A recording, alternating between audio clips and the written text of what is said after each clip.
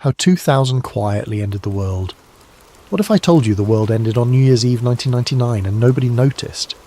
What if the Y2K fix works so well that it quietly swapped our reality for another one, leaving only the smallest traces behind?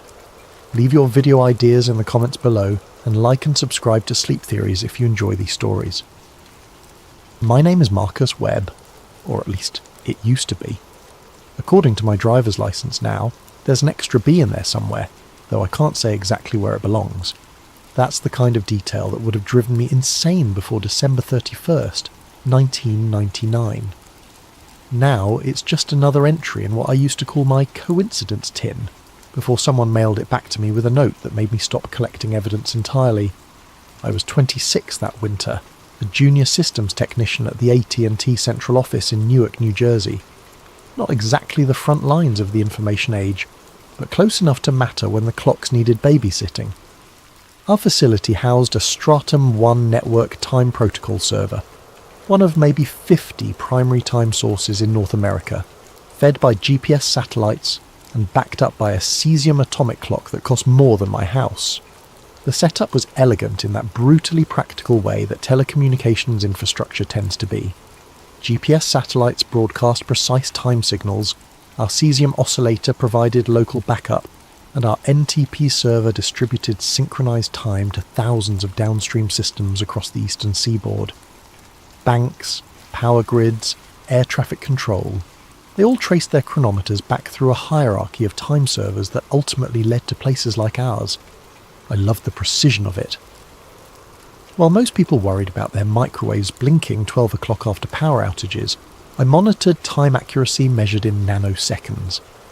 My workstation displayed graphs showing the tiny corrections our system made as it reconciled network time with atomic time with astronomical time. Usually the variations were so small they looked like flat lines. New Year's Eve 1999 was supposed to be the ultimate test of that precision. Everyone remembers Y2K differently now. The popular version is either complete hysteria over nothing, or a crisis averted by heroic programming efforts. Both versions miss the real story, which is that the fix worked exactly as designed, just not the way anyone expected. I drew the short straw for overnight duty that December 31st. While the rest of the world either panicked or partied, I sat in a climate-controlled room watching time itself transition from the 20th century to the 21st. My job was simple: monitor our Stratum 1 server as it rolled over from 1999 to 2000, document any anomalies, and call the escalation chain if anything looked wrong. The GPS constellation had already survived its own rollover crisis that August, when the satellite's week counters reset after 1,024 weeks of operation. That had been a minor blip. Some older receivers got confused for a few hours, but nothing catastrophic. The Y2K transition was supposed to be even smoother, since most of the critical infrastructure had been patched months earlier. I had 3 monitors running, one showing our local NTP server status, one tracking the GPS time feed, and one displaying the cesium clock output. At 23:59:50 UTC, everything looked perfect. 10 seconds later, something impossible happened. The GPS time display froze at 23:59:59. Not crashed, frozen. The timestamp stopped updating, but the signal strength remained solid. Meanwhile, our cesium clock kept ticking normally, advancing through 23:59:59 to 0, 0000 to 000001. For exactly 2 seconds, we had 3 different versions of now running simultaneously. The frozen GPS time, the advancing cesium time, and our NTP server's output, which seemed to be averaging all available sources. Then, at what should have been 0 hours, 0 minutes, and 2 seconds on January 1st, 2000, the GPS feed resumed, not gradually, instantly. The timestamp jumped from 23:59:59 to 00002 in a single refresh cycle. Our NTP server smoothly incorporated the change and continued broadcasting synchronized time to its downstream clients. The whole event lasted less than 3 seconds. According to the logs, nothing broke. No error conditions were triggered. The NTP daemon didn't even register the discrepancy as significant enough to note in its status reports. If I hadn't been watching the raw feeds, I might have missed it entirely. I took screenshots of everything. The frozen GPS display, the cesium timeline, the NTP server logs showing 2 seconds of missing data that appeared as a flat plateau on the usual sawtooth correction graph. Then I printed hard copies, because something in my gut told me digital records might not be reliable for this particular anomaly. At 0030 I called my supervisor Jim Reeves at home. "Everything nominal here," I told him. "Clean rollover, no service interruptions. We did see a brief GPS time hold around midnight UTC, but the cesium backup covered it perfectly." "How brief?" Jim asked. I could hear the skepticism in his voice. GPS systems weren't supposed to hold time like that.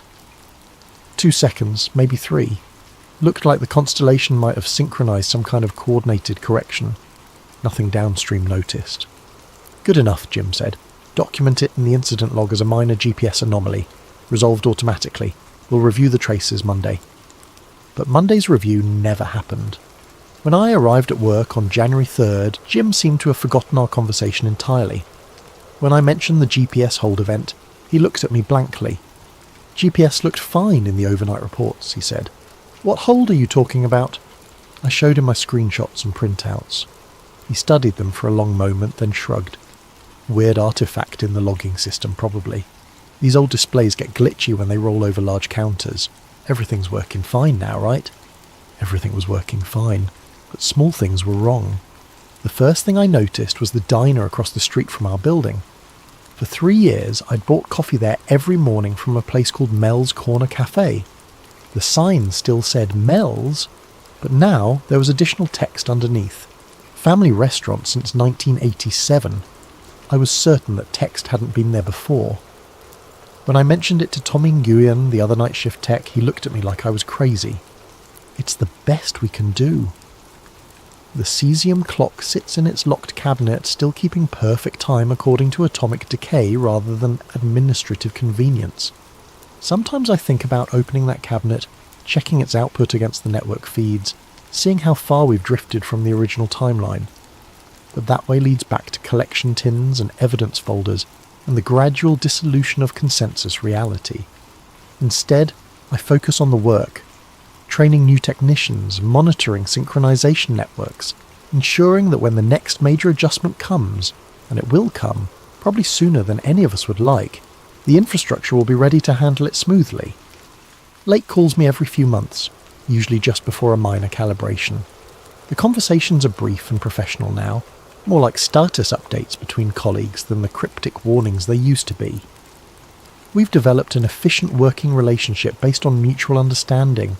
I maintain operational consistency, she manages strategic timeline stability, and together we keep the world running on schedule. Last week she mentioned that they're developing new protocols for managing what she calls temporal stress fractures, places where repeated adjustments have created persistent instabilities that resist normal correction methods.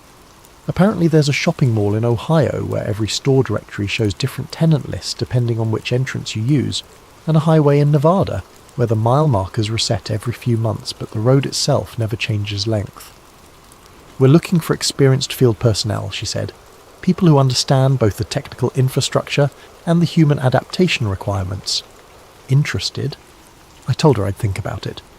Tonight, as I finish my shift and lock the server room behind me, I noticed that someone has finally replaced the wall clocks. The new ones are digital, showing hours, minutes and seconds in precise LED numerals.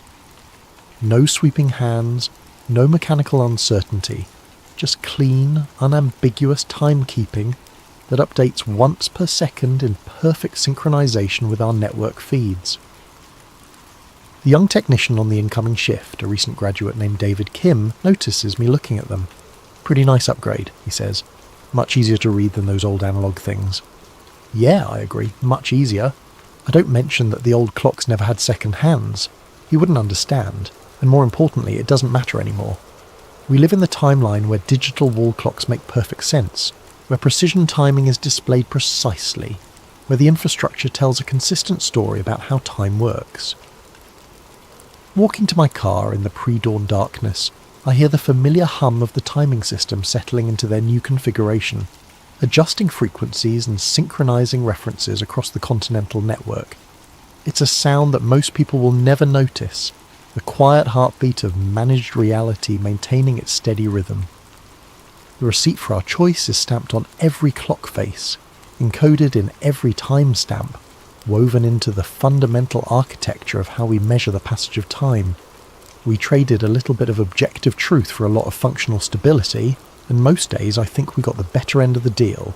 But as I drive home through the empty streets of Newark, passing under signs that might or might not say exactly what they said yesterday, I sometimes wonder what Marcus Webb, without the J, without the extra letter, without the knowledge of how provisional everything really is, would think of the world we've built. He'd probably never noticed the difference. And maybe that's the point. The world didn't end on December 31st, 1999. It just swapped transmissions at highway speed so smoothly that most of the passengers never felt the shift. We're still travelling in the same direction, still reaching the same destinations, still living lives that feel authentic and meaningful. We're just doing it in a slightly different version of reality than the one we started with, maintained by a hidden infrastructure of timekeepers who make sure the clocks stay synchronized and the seams stay sealed. It's not the world we were born into, but it's the world we chose to keep. And after 9 years of living in it, I can honestly say that it's a pretty good world, stable, functional, and carefully maintained by people who understand that sometimes the most important truths are the ones nobody ever needs to know. The cesium clock in my desk drawer ticks away in perfect atomic rhythm, marking time according to the fundamental decay rate of cesium-133 atoms, rather than human administrative convenience.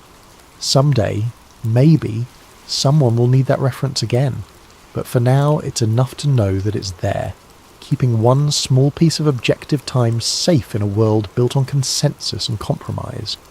Time keeps moving forward, one carefully managed second at a time, carrying all of us toward whatever future we'll choose to inhabit when the next adjustment becomes necessary. And somewhere in the background, barely audible above the hum of servers and the whisper of air conditioning, reality continues its quiet work of staying consistent with itself, one synchronized timestamp at a time. Always said that, Marcus. You walk past it every day. I know what I've seen, I said. Maybe you just never noticed. People miss obvious stuff all the time. But I was a time technician. My entire job was noticing tiny discrepancies. I didn't miss obvious stuff. Over the following weeks, more small wrongnesses accumulated. My employee ID badge, which I'd carried for 2 years, now listed my name as Marcus J. Webb instead of just Marcus Webb. I didn't have a middle name, never had, but the badge looked genuine. Same photo, same issue date, same magnetic stripe encoding. I checked my driver's license. It also showed Marcus J. Webb, with what appeared to be the original lamination and printing, but I distinctly remembered not having a middle initial on either document. Tommy insisted he'd always known me as Marcus J. What does the J stand for? I asked him. I don't know, man. You never said. Why are you being so weird about this? I started carrying a small digital camera, documenting things that seemed off. The corridor outside our server room had always been painted institutional beige, but now there was a 6-inch strip of slightly different beige paint running along the east wall, as if someone had covered over where a window or door used to be. The paint was old, not fresh, but it didn't match the surrounding wall. When I asked the building maintenance supervisor about it, he told me there had never been any windows or doors on that wall. Been the same configuration for 15 years, he said. You feeling okay, Webb? I was feeling fine. It was reality that seemed to be running a fever. 3 weeks after Y2K, an unmarked manila envelope appeared in my work mailbox. Inside was a single sheet of letterhead from something called the Temporal Continuity Office, and what looked like an internal field advisory. The memo was brief: Field Advisory TC 2000-001. Classification: Administrative Date. 2. January 2000 Subject: Successful completion of scheduled UTC alignment. All critical staff are commended for the successful implementation of a multi-source holdover during the 31st of December 1999 epoch transition. Coordinated time synchronization between astronomical, atomic and network sources was maintained within acceptable parameters. Minor calibration artifacts at edge nodes are expected and will resolve through standard stratum propagation over the coming months. Field personnel should maintain consistency in reporting and avoid speculation regarding minor administrative discrepancies. Questions regarding this advisory should be directed through normal channels. Temporal Continuity Office, US Naval Observatory. I read the memo 3 times, then researched the Naval Observatory online. They were responsible for maintaining the United States master clock, which made sense, but I couldn't find any references to a Temporal Continuity Office in any of their public organisational charts. The phrase multi-source holdover stuck with me. In network timing, holdover referred to a backup system maintaining synchronization when the primary reference failed. But what kind of holdover involved multiple sources simultaneously? And what were these minor calibration artifacts at edge nodes? I started paying closer attention to our system logs, looking for patterns. What I found was a series of small firmware updates that had been pushed to our NTP server and GPS receiver starting in early January. The updates came through normal channels with proper authentication, but the release notes were vague.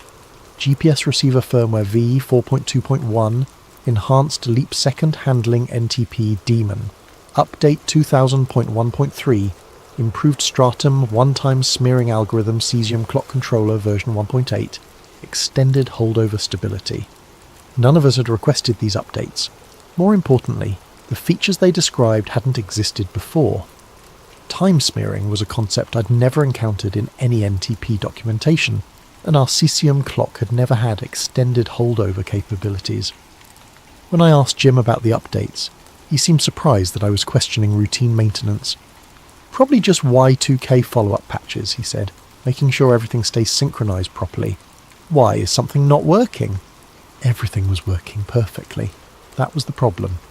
By March, I had assembled what I privately called my coincidence tin, a small metal box containing printed screenshots, photos of changed signs, photocopies of documents that didn't match my memory, and detailed notes about every small wrongness I'd observed. I kept it locked in my desk drawer and told no one about it. The evidence was mounting, but it was all circumstantial. Individual pieces could be explained away as faulty memory, printing errors, or simple mistakes. Collectively, though, they suggested something much stranger. That the world I was living in wasn't quite the same world I'd inhabited on December 30th, 1999. The theory forming in my mind was ridiculous, but it was also the only explanation that fit all the facts. The 2-second GPS time hold hadn't been a malfunction. It had been intentional, a coordinated pause that allowed some kind of temporal recalibration to occur. The minor calibration artifacts mentioned in the memo weren't bugs, they were side effects. Someone had adjusted reality itself and they'd used the global timing infrastructure to do it. In April, I got confirmation that I wasn't crazy. I was reviewing our March logs when I noticed something odd in the air traffic control data feeds that passed through our facility. There was a brief notation at 14:32:18 on March 15th. ATC vector hold, software update. The timestamp was followed by a 2-second gap in the feed, then normal traffic resumed. I'd worked with ATC systems before. They didn't hold vectors for software updates. When air traffic control needed to update systems, they used redundant controllers and hot swaps to avoid any interruption in service. A 2-second hold would ground every aircraft in the affected airspace. But according to the logs, no aircraft had been grounded that day. The hold had happened, yet it also hadn't happened. I called the regional ATC facility claiming I needed to verify our time synchronization data for their sector. "Did you folks experience any service interruptions on March 15th? I asked the technician who answered. "March 15th? There was a pause. "No, we had a clean day." "Why?" "Our logs show a brief vector hold around 14:30 that afternoon. Just wanted to make sure it wasn't related to our time feed." "Hold on," I heard keyboard typing. "I'm not seeing any holds that day. You sure about your timestamp?" "Pretty sure. 2-second duration, marked as software update." "That doesn't make sense." We don't hold vectors for software updates.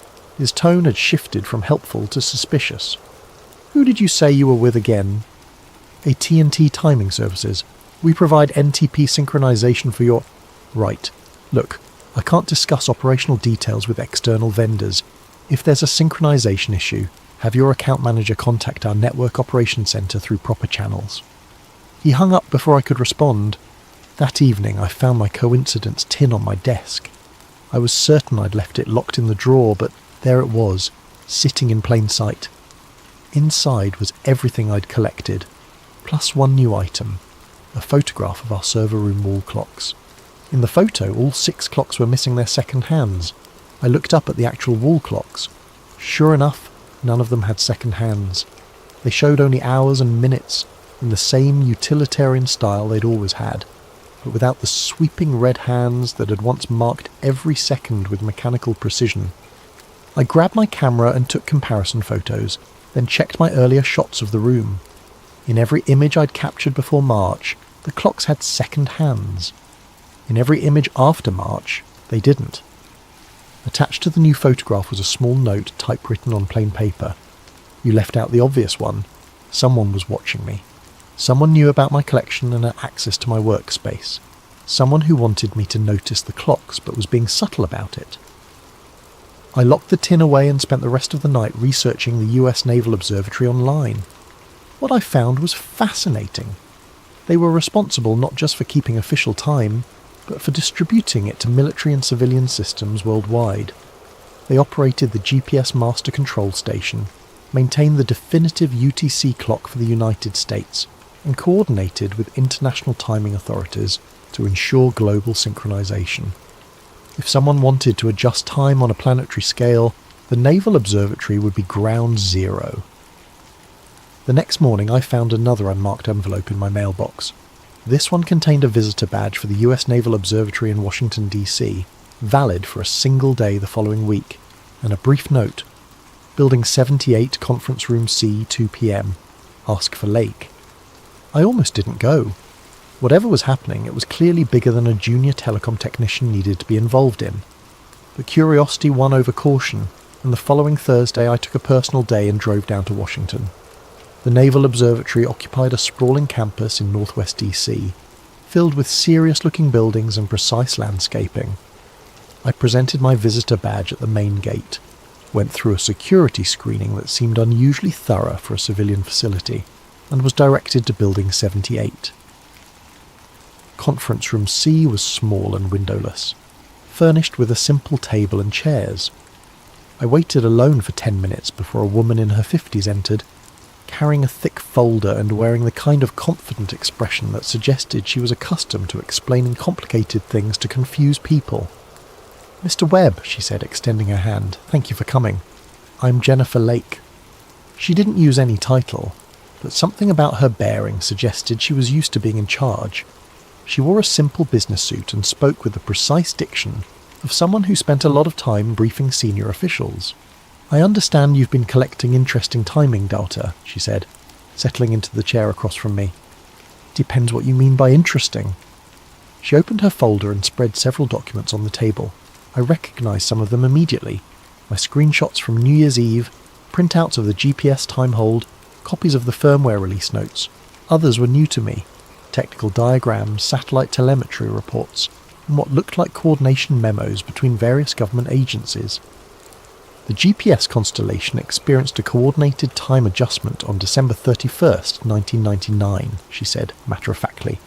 2 seconds were inserted into the global timing reference to reconcile discrepancies between astronomical time and atomic time that had accumulated over the previous decade. I stared at her. "You're telling me that was intentional?" "Completely intentional, and absolutely necessary." She pulled out a graph showing the divergence between different time standards over the 1990s. Coordinated universal time is based on atomic clocks, but it's supposed to track Earth's rotation. The problem is that Earth doesn't rotate at a perfectly consistent rate. Over time, the two references drift apart.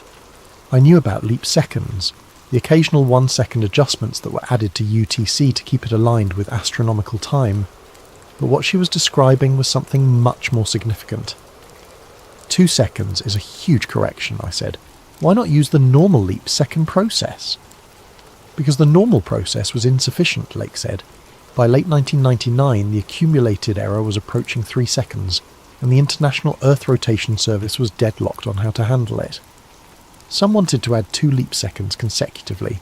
Others wanted to skip leap seconds entirely and let the systems drift. Neither option was acceptable. She showed me another document, a risk assessment that made my stomach drop. A 2 leap second event would have caused cascading failures in financial systems that weren't designed to handle consecutive corrections. But allowing the drift to continue would have gradually desynchronized GPS navigation, cellular networks, and power grid controllers. So you decided to handle it yourselves, I said. We decided to handle it properly. Instead of forcing every system in the world to absorb a sudden 2-second correction, we distributed the adjustment across multiple primary time sources over a brief coordination window. GPS satellites held their time broadcast while ground-based atomic clocks continued advancing. Network time protocol servers averaged the 2 references, creating a smooth transition that downstream systems barely noticed. It was elegant, I had to admit.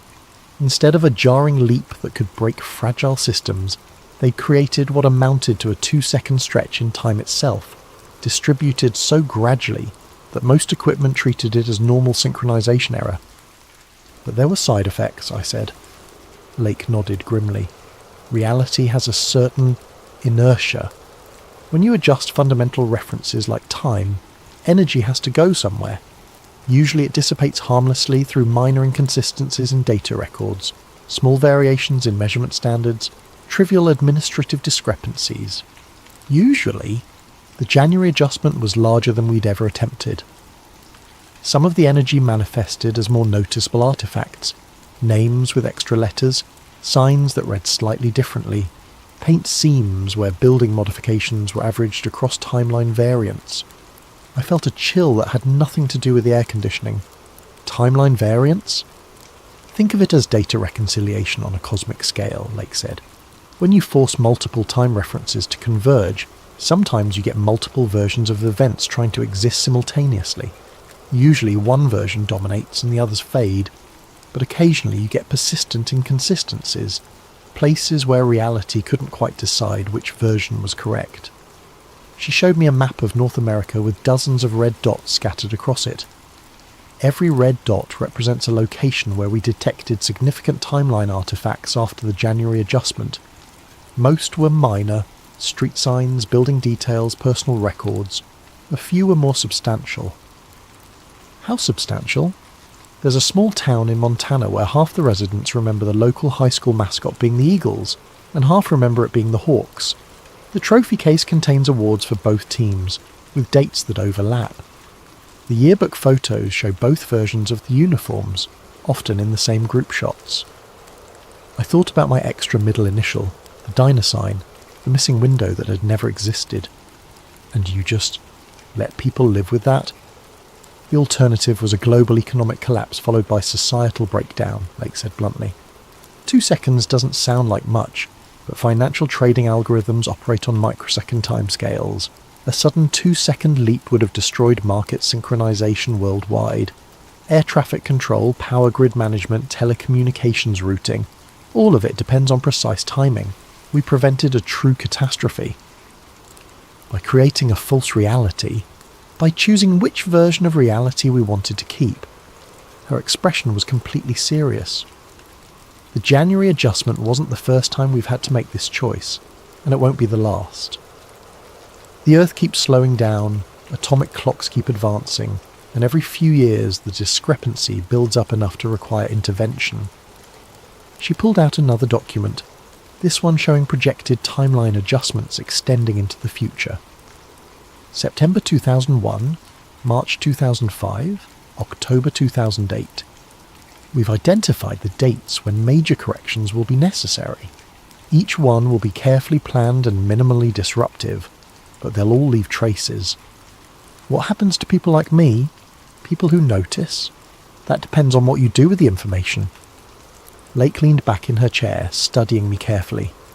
Collections become narratives. Narratives add energy to the seams. The more attention you pay to timeline inconsistencies, the more unstable they become. I thought about my coincidence tin, my photographs, my careful documentation of every small wrongness. You want me to stop collecting evidence? I want you to understand that your evidence collection is making the problem worse. Every time you photograph a timeline seam, every time you document an inconsistency, you're feeding energy into the instability. Eventually that energy has to dissipate, and it usually does so by creating larger, more obvious discrepancies. She showed me a photograph that made my hands shake. It was my apartment building, but wrong. The fire escape was on the opposite side, the brick was different colours, and there were windows where walls should be. This is what your building looks like in the timeline where you never worked for AT&T, Lake said. The more you focus on timeline artifacts, the more likely you are to slip into variant realities where larger aspects of your life are different. So I should just pretend nothing happened? You should focus on consistency rather than accuracy. When you notice something that seems wrong, don't document it, adapt to it. If your name has an extra letter, use the extra letter. If a sign reads differently than you remember, accept the new reading. The goal isn't to be right, it's to avoid destabilizing the reality we've chosen to inhabit. She gathered up the documents and returned them to her folder. This briefing is a one-time courtesy, Mr. Webb. We've identified you as someone with unusual sensitivity to timeline artifacts, which means you could be either an asset or a liability. The choice is yours. And if I choose to be a liability? Lake's expression didn't change, but something cold flickered in her eyes. Then you'll discover just how far timeline variance can drift from the consensus reality. Most people who make that choice spend the rest of their lives trying to convince others that their version of events is the correct one. It's not a pleasant way to live. She stood and walked to the door, then paused. "We'll be in touch," she said. I drove back to Newark in a daze, my mind reeling from everything Lake had told me. The world I thought I knew was apparently just one of many possible versions, maintained by a secret conspiracy of timekeepers who made regular adjustments to prevent societal collapse. That night I sat in my apartment staring at my coincidence tin, trying to decide what to do. The evidence I'd collected was either proof of the most significant cover-up in human history, or documentation of my own gradual detachment from reality. Either way, Lake was right about one thing.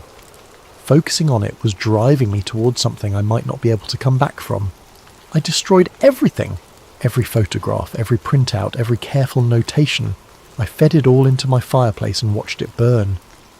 Then I went to work the next day and acted like nothing had happened. But I kept watching. I couldn't help myself. Over the following months, I noticed the small adjustments Lake had mentioned. Firmware updates that arrived without explanation, adding features that shouldn't have existed. Brief system holds that didn't appear in official logs. Colleagues whose names had gained or lost letters, who remembered different details about shared experiences. The most obvious change was the wall clocks in our server room. Not only were the second hands missing, but no one else seemed to remember them ever being there. When I asked Tommy about it, he looked at me like I was having a breakdown. "Why would a wall clock need a second hand?" he asked. "You've got precision timing displays right there on your workstation. The wall clocks are just for rough reference." It was perfectly logical, except that I remembered 6 months of watching those red second hands sweep around their faces while I waited for systems to boot or processes to complete. Now that level of precision seemed unnecessary, even slightly obsessive. Reality was smoothing itself out, erasing the seams one small detail at a time. September 11th, 2001 changed everything again, but not in the way I expected. I was monitoring our systems that morning when the news broke about the attacks in New York and Washington.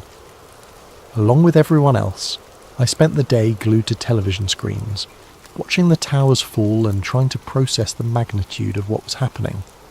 But I also noticed something else.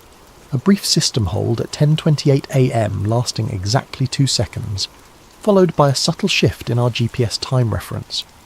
It was the same pattern I'd seen on New Year's Eve 1999, but smaller and more focused. That evening I received a phone call at home. "Mr. Webb, this is Jennifer Lake. I hope you're doing well."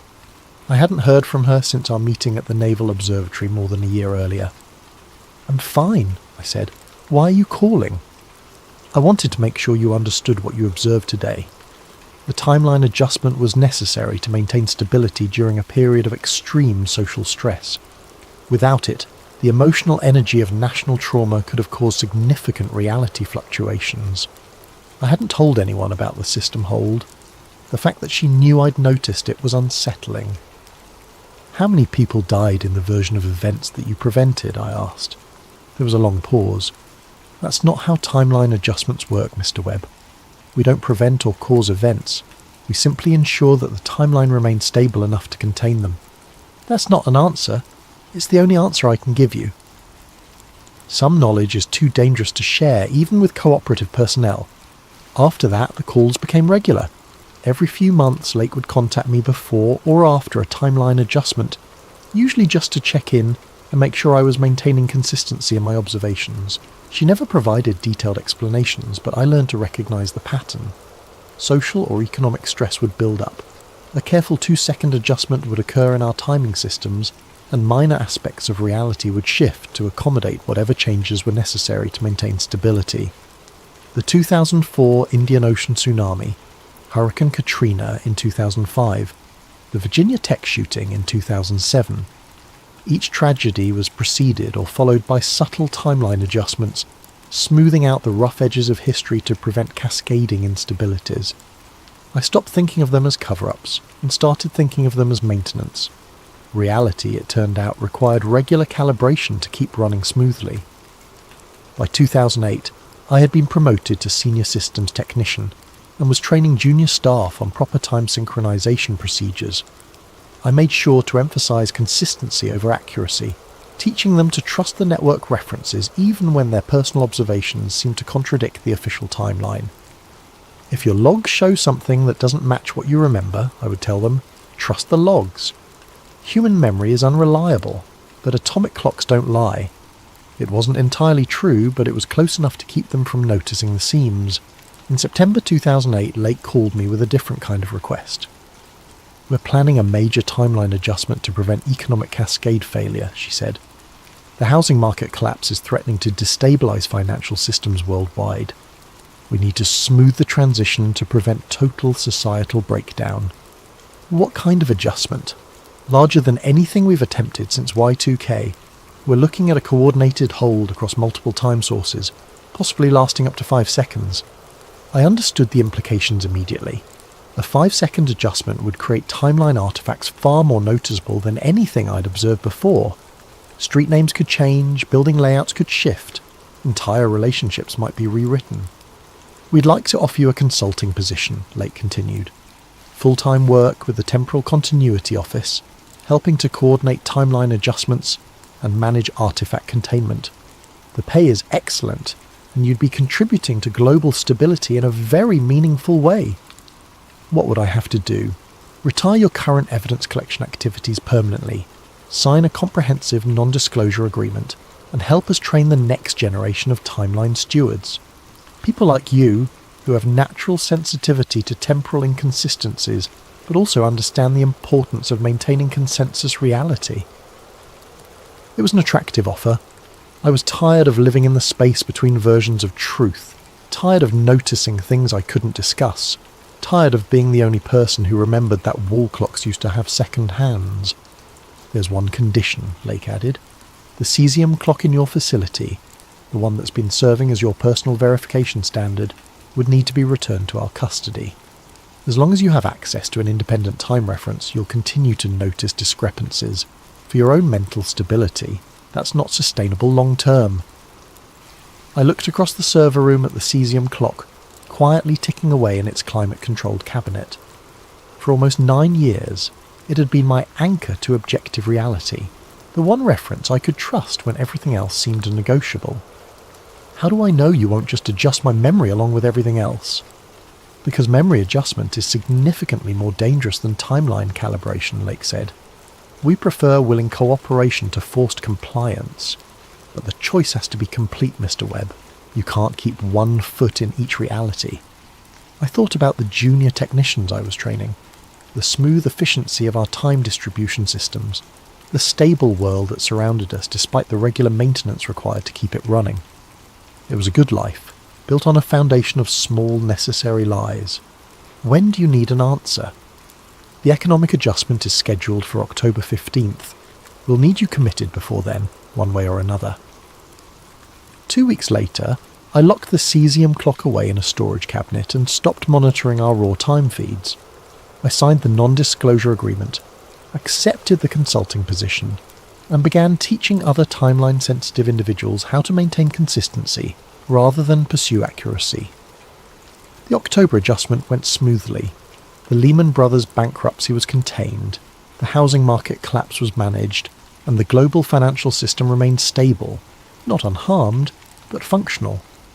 Most people experienced it as a severe recession rather than the complete civilizational breakdown that the unmanaged timeline would have produced. I noticed the artifacts, of course, street names that had changed, colleagues whose personal histories had shifted, subtle modifications to building layouts and document records. But I didn't document them, didn't photograph them, didn't add them to any collection tin. Instead, I adapted. When someone's name gained or lost a letter, I used the new spelling. When a familiar building showed different architectural details, I accepted the new configuration. When my own employment record showed assignments I didn't remember, I incorporated them into my personal narrative. It became easier with practice. The human mind is remarkably adaptable, and reality is far more flexible than most people imagine. After a few years of active consistency maintenance, the seams between timeline variants became almost invisible to me. Almost. There are still moments, usually late at night in the server room, when I catch glimpses of the infrastructure we maintain. The NTP graphs show their periodic flat plateaus where time holds still for a few seconds. Firmware updates arrive, adding features that shouldn't exist but somehow do. Wall clocks throughout the building continue to lack second hands that I'm absolutely certain used to be there. And sometimes, when the timing systems are synchronizing after a major adjustment, I hear something that might be the sound of reality switching tracks. A low, harmonic hum that exists just at the edge of perception, like the Doppler shift of a massive train passing in the distance. The new timeline technicians I train never notice it. They've learned to trust the network, accept the logs, maintain consistency over accuracy. They're building the next generation of global time infrastructure, adding layers of abstraction that will make future adjustments even smoother and less noticeable. It's good work, important work. We're maintaining the technical foundation that prevents societal collapse, ensuring that the world remains stable enough for people to live normal lives without worrying about timeline inconsistencies or reality fluctuations. Most of the time, I believe that's worth the small compromises required. But late at night, alone with the quietly humming servers, I sometimes wonder about the timeline we abandoned on December 31st, 1999. The version where GPS time never froze, where wall clocks kept their second hands, where my name never had an extra letter and the diner across the street always said exactly what I remembered it saying. In that timeline, maybe the financial systems would have collapsed under the weight of an unmanaged 2-second leap. Maybe air traffic control would have failed during the correction window, causing crashes that killed hundreds of people. Maybe the power grid would have destabilized, leaving entire cities in darkness for weeks. Or maybe none of that would have happened. Maybe people would have adapted, improvised, found solutions that didn't require secretly rewriting reality every few years. Maybe that timeline would have been messier, but ultimately more honest than the carefully managed version we chose to inhabit. I'll never know. The only thing I'm certain of is that every electronic device in my pocket, every digital clock on every wall, every GPS satellite orbiting overhead carries the signature of our choice. The timestamp of our compromise ticks away in every database, every transaction log, every synchronization signal. We live in the version of the world that held. And the receipt for that fix, invisible, inaudible, but undeniably present, hums quietly in the background of everything we do, a constant reminder that reality is far more provisional than most people imagine. I signed. The stipend cleared. We crated the cesium and rolled it out under a moving blanket. By Monday the wall clocks were digital, the graphs were smooth, and my badge matched the name the network preferred. Driving home, the exit signs looked a shade unfamiliar, then familiar enough. The world didn't explode in 2000. We changed the transmission at speed and kept going. If you want the receipt for that fix, it's stamped on every timestamp.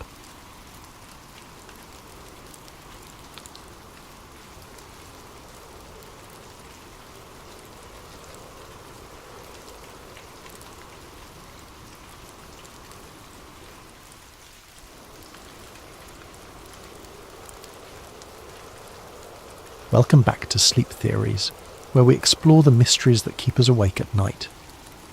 Before we dive into today's chilling tale, I want to thank the countless comments that suggested this incredible story. If you have ideas for future videos, please leave them in the comments below, and don't forget to like and subscribe if you enjoy these mysterious narratives that blur the line between fiction and reality. What if everything you've been taught about the planet is a lie, and one person finally uncovers the truth? Marcus Reed had always been the type of person who questioned everything. While his classmates accepted textbook diagrams of Earth's curvature without question, Marcus found himself staring at the horizon during family beach trips, wondering why he couldn't see the curve everyone insisted was there. While others trusted satellite images from NASA, Marcus wondered who controlled those cameras, and why certain areas always seemed conveniently obscured by clouds. By his 30s, Marcus had built a modest career as a freelance researcher, specialising in declassified government documents and historical anomalies. His small apartment in Denver was cluttered with filing cabinets, corkboards covered in red string connecting various conspiracy theories, and multiple computer monitors displaying satellite feeds, weather patterns, and archived military documents. Friends called him obsessive. Marcus preferred the term thorough. What Marcus didn't know was that his methodical nature and refusal to accept conventional wisdom would soon lead him on the most dangerous journey of his life, one that would challenge everything humanity believed about the very ground beneath their feet. This is the story of how one man's curiosity became a threat so significant that powerful forces would stop at nothing to silence him. The truth, as Marcus would discover, wasn't just stranger than fiction. It was sharper than anyone could imagine. The email arrived on a Tuesday morning in March, buried among the usual spam and newsletter subscriptions that filled Marcus's inbox. The subject line read, "Classified Antarctic Survey, Eyes Only, 1962. The sender's address was a random string of letters and numbers from a temporary email service. Marcus almost deleted it. He received dozens of hoax documents every week from attention seekers and pranksters who knew about his research into government cover-ups. But something about this particular message felt different. The attachment was a high-resolution scan of what appeared to be an authentic military document, complete with official letterhead, classification stamps, and the kind of bureaucratic language that was difficult to fake convincingly. The document detailed a joint military operation called Project Horizon's End, conducted in 1962 by American and Soviet forces, an unprecedented collaboration during the height of the Cold War. The mission's stated objective was to conduct comprehensive geological surveys of the Antarctic perimeter zones, with particular attention to navigational anomalies and cartographic inconsistencies. What caught Marcus's attention wasn't the official language, but what was hidden between the lines. The document referenced strict protocols for personnel experiencing disorientation beyond the 85th parallel south, and mandatory psychological evaluation, following exposure to geographical impossibilities. Most intriguingly, there were multiple references to a Zone 7 that required special clearance due to the sensitive nature of cosmological implications. Marcus spent the rest of that day attempting to verify the document's authenticity. The letterhead matched archived examples he found in legitimate military databases. The formatting, typography, and even the quality of paper visible in the scan all suggested this was genuine. But when he tried to cross-reference Project Horizon's End with other declassified operations from the same period, he found nothing. It was as if the entire mission had been scrubbed from official records. That evening, Marcus pulled up Google Earth and began examining satellite images of Antarctica. He focused his attention on areas beyond the 85th parallel south, looking for anything that might correspond to the mysterious Zone 7 mentioned in the document. What he found made his hand shake as he gripped his coffee mug. In a region of Antarctica that should have been clearly visible, there was a massive area obscured by what the satellite data labelled as persistent cloud cover. The clouds formed an almost perfect rectangle stretching for hundreds of miles. Marcus checked historical satellite data going back 15 years. The cloud cover was always there, in exactly the same position, with exactly the same shape. Clouds don't behave that way. Weather patterns shift constantly, but this anomaly remained fixed like a digital censorship bar placed over something Google didn't want people to see. Marcus leaned back in his chair, his mind racing. Throughout his years of research, he had investigated claims about flat Earth theory, typically dismissing them as pseudoscience promoted by attention seekers and conspiracy theorists. But the evidence in front of him suggested something far more disturbing than simple misinformation. What if the flat Earth theorists were wrong about the details but right about the cover-up? What if the truth about Earth's shape wasn't that it was flat, but that its actual configuration was so different from what people believed that revealing it would cause global panic? Marcus opened a new browser tab and began researching everything he could find about Antarctica's restricted zones, military operations in polar regions, and historical attempts to map the continent's true borders. The deeper he dug, the more questions emerged. Why were civilian flights forbidden from crossing Antarctic airspace? Why did every Antarctic expedition require extensive government approval and military escort? And why, despite decades of satellite technology, were large portions of the continent still marked as unmapped on official charts? By 3 a.m, Marcus had filled 17 pages with notes, printed dozens of satellite images, and created a timeline of suspicious Antarctic activities dating back to the 1940s. As he finally prepared for bed, one thought echoed in his mind. If someone had gone to the trouble of sending him that classified document, they wanted him to find something. The question was whether they were trying to help him uncover the truth, or lure him into a trap. The next morning brought another email from the same anonymous address. This time there was no document attached, just a single line of text. The maps are wrong. Look for yourself. Marcus spent the following weeks attempting to contact anyone who might have first-hand knowledge of Antarctic anomalies. Through online forums and research networks, he managed to connect with a retired Navy pilot named James Patterson, who had flown supply missions to research stations in the 1980s. They met at a coffee shop in Colorado Springs, and Marcus was immediately struck by Patterson's nervous demeanour. The former pilot kept glancing around the cafe as if expecting to be overheard, and his hands trembled slightly as he stirred his coffee. "I shouldn't be talking to you about this," Patterson said quietly. "I signed NDAs that don't expire until I'm dead. But I'm 73 years old, and I've been carrying this for 40 years. Patterson explained that during his Antarctic missions, he had been required to follow extremely specific flight paths. Deviation from approved routes, even by a few miles, resulted in immediate radio contact from ground control ordering immediate course correction. When Patterson asked his commanding officer about the restrictions, he was told it was to avoid dangerous weather patterns and preserve fuel efficiency. But here's the thing, Patterson continued, lowering his voice further. On my final mission in 1987, we had an equipment malfunction that forced us off the approved route. I was flying at 15,000 feet, clear visibility, perfect weather. As we approached what my charts showed as the edge of the Ross Ice Shelf, I saw something that shouldn't have existed." Marcus leaned forward. "What did you see?" "A wall," Patterson whispered. "Not a regular ice formation or glacier. A vertical wall of ice extending as far as I could see in both directions. It had to be at least 200 feet high, maybe more. And here's the part that still gives me nightmares. It was perfectly straight. Nature doesn't create straight lines like that, especially not across hundreds of miles." Patterson explained that before he could investigate further, his radio crackled with urgent commands to return to base immediately. When he landed, he was debriefed by officers he had never seen before. They confiscated all of his navigation logs, film, and personal notes from the flight. The official incident report claimed he had experienced altitude sickness and hallucinations due to equipment failure. "They transferred me to desk duty the next week," Patterson said. "Never flew Antarctic missions again, but I know what I saw, and I know they didn't want me to see it." After the meeting with Patterson, Marcus decided to conduct his own experiments.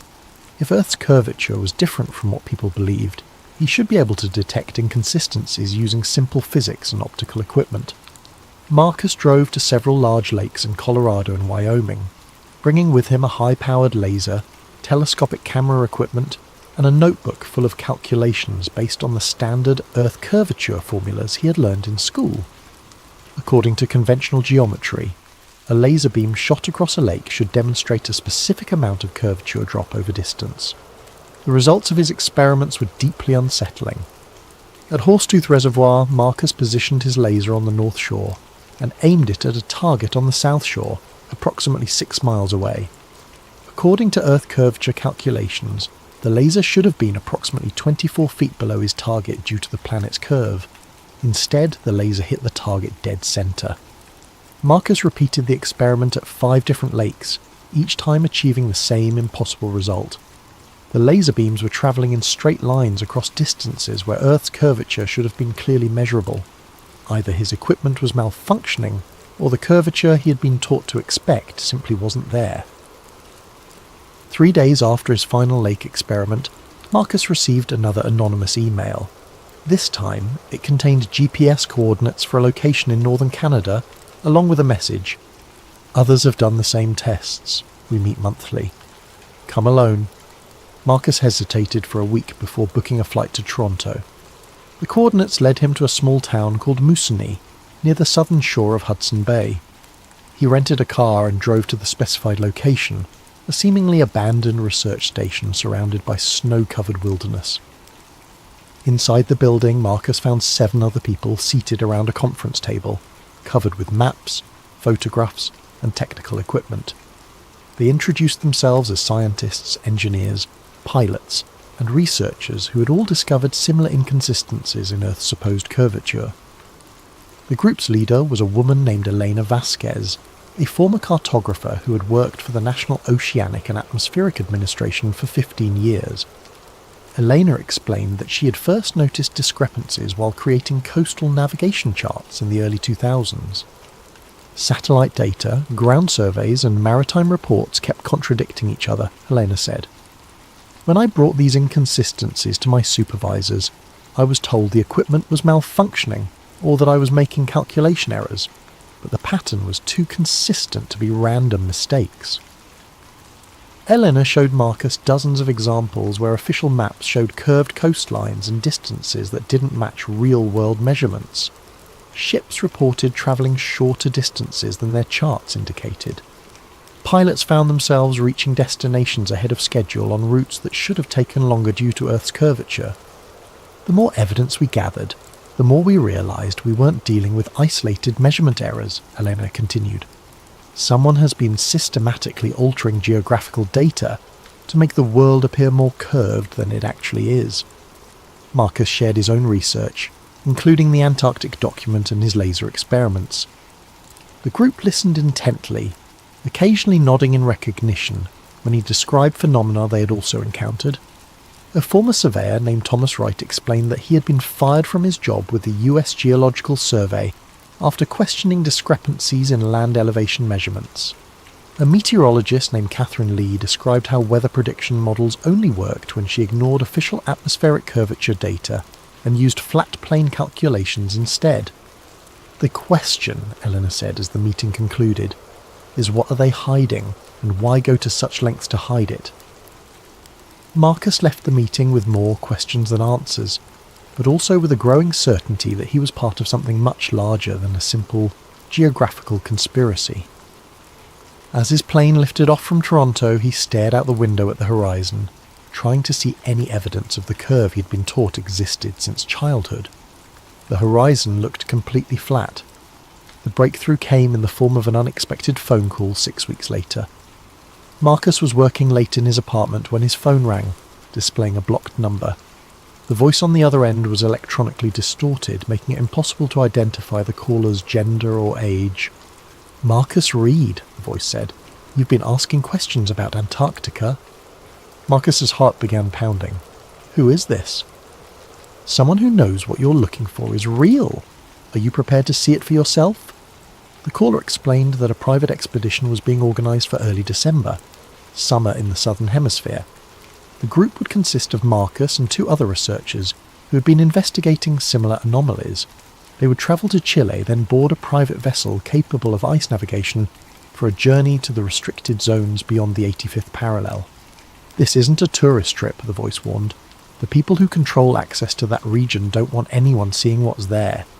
If we're caught, we'll be detained indefinitely under international security protocols. Are you willing to take that risk?" Marcus thought about James Patterson's trembling hands, Elena Vasquez's career destroyed by asking questions, and the months he had spent conducting experiments that defied everything he thought he knew about the planet. "Yes," he said, "I'll go."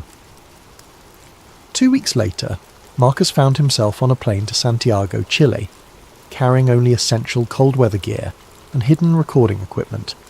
His companions for the journey were Rebecca Torres, a physicist from UC Berkeley who'd been investigating gravitational anomalies in polar regions, and David Kim, a former intelligence analyst who claimed to have discovered evidence of secret military installations in Antarctica. They met their guide, a grizzled Norwegian ship captain named Eric Larsen, at the port city of Punta Arenas. Larsen's vessel, the Aurora's Edge, was a modified icebreaker originally built for scientific research but now operating under private charter. Larsen himself was tight-lipped about who was funding their expedition, saying only that certain parties wanted them to document what they found. The journey south took 4 days through increasingly rough seas. As they approached the Antarctic convergence zone where cold polar waters meet warmer ocean currents, Marcus noticed his electronic equipment beginning to malfunction. His GPS unit displayed increasingly erratic readings, showing their position jumping between locations hundreds of miles apart. His digital compass spun wildly, unable to maintain a consistent bearing. Rebecca, monitoring gravitational readings with sensitive equipment, reported similar anomalies.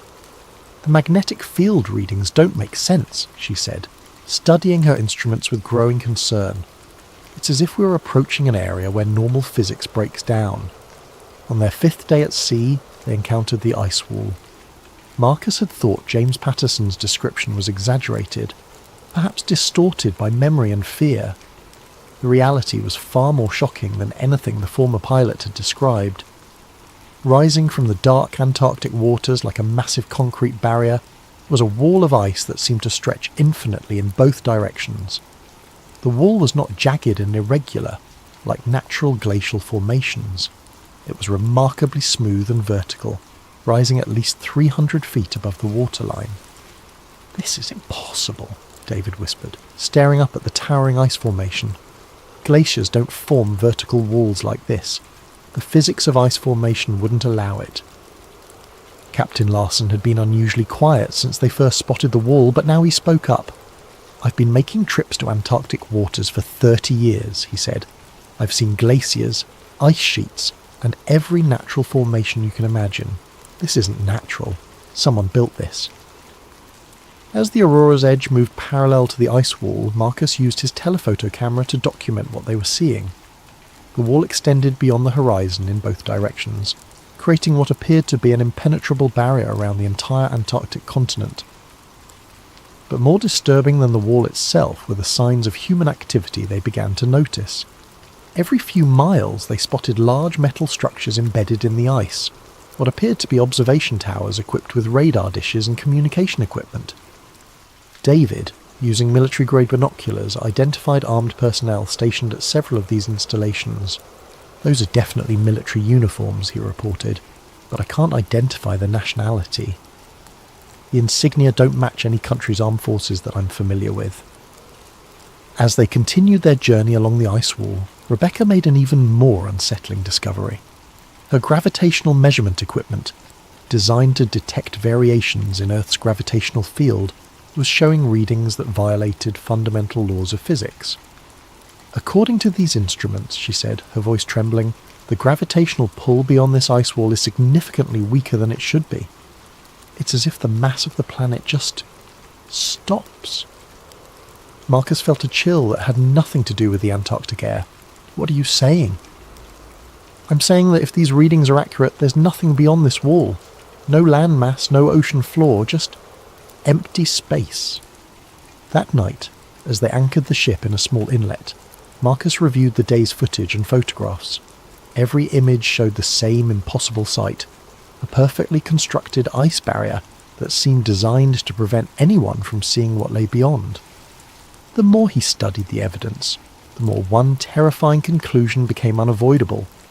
The ice wall wasn't protecting Antarctica from the outside world. It was protecting the outside world from discovering what wasn't there. Captain Larson woke them before dawn with urgent whispers.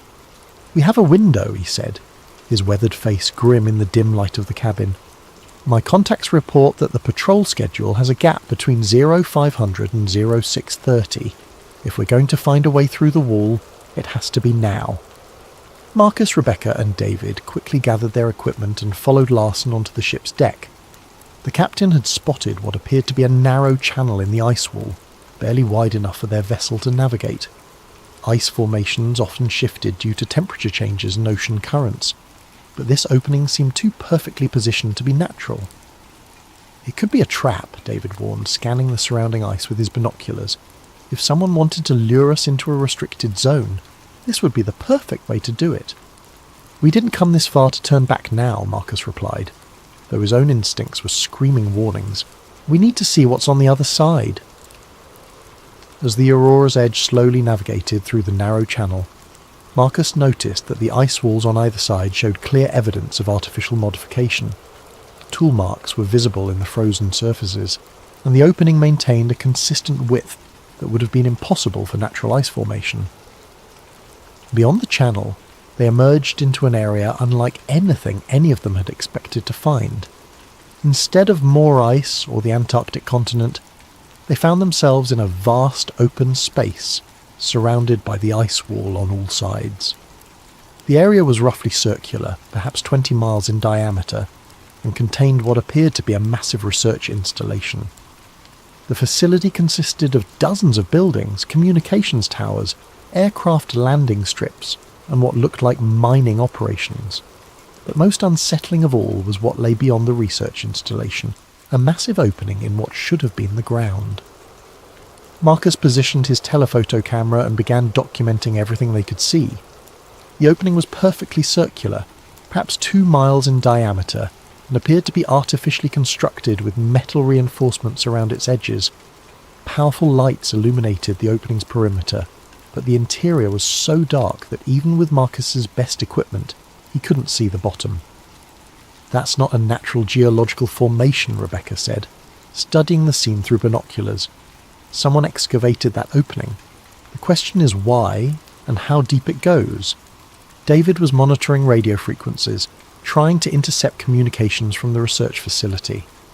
"I'm picking up transmissions in multiple languages," he reported.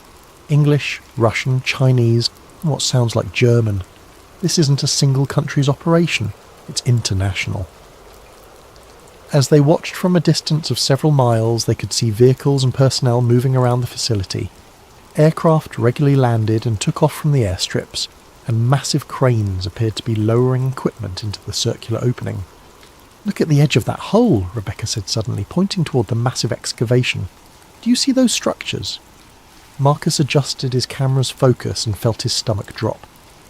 Around the perimeter of the opening were what appeared to be massive anchoring systems, enormous metal cables and support structures that seemed designed to prevent something from falling.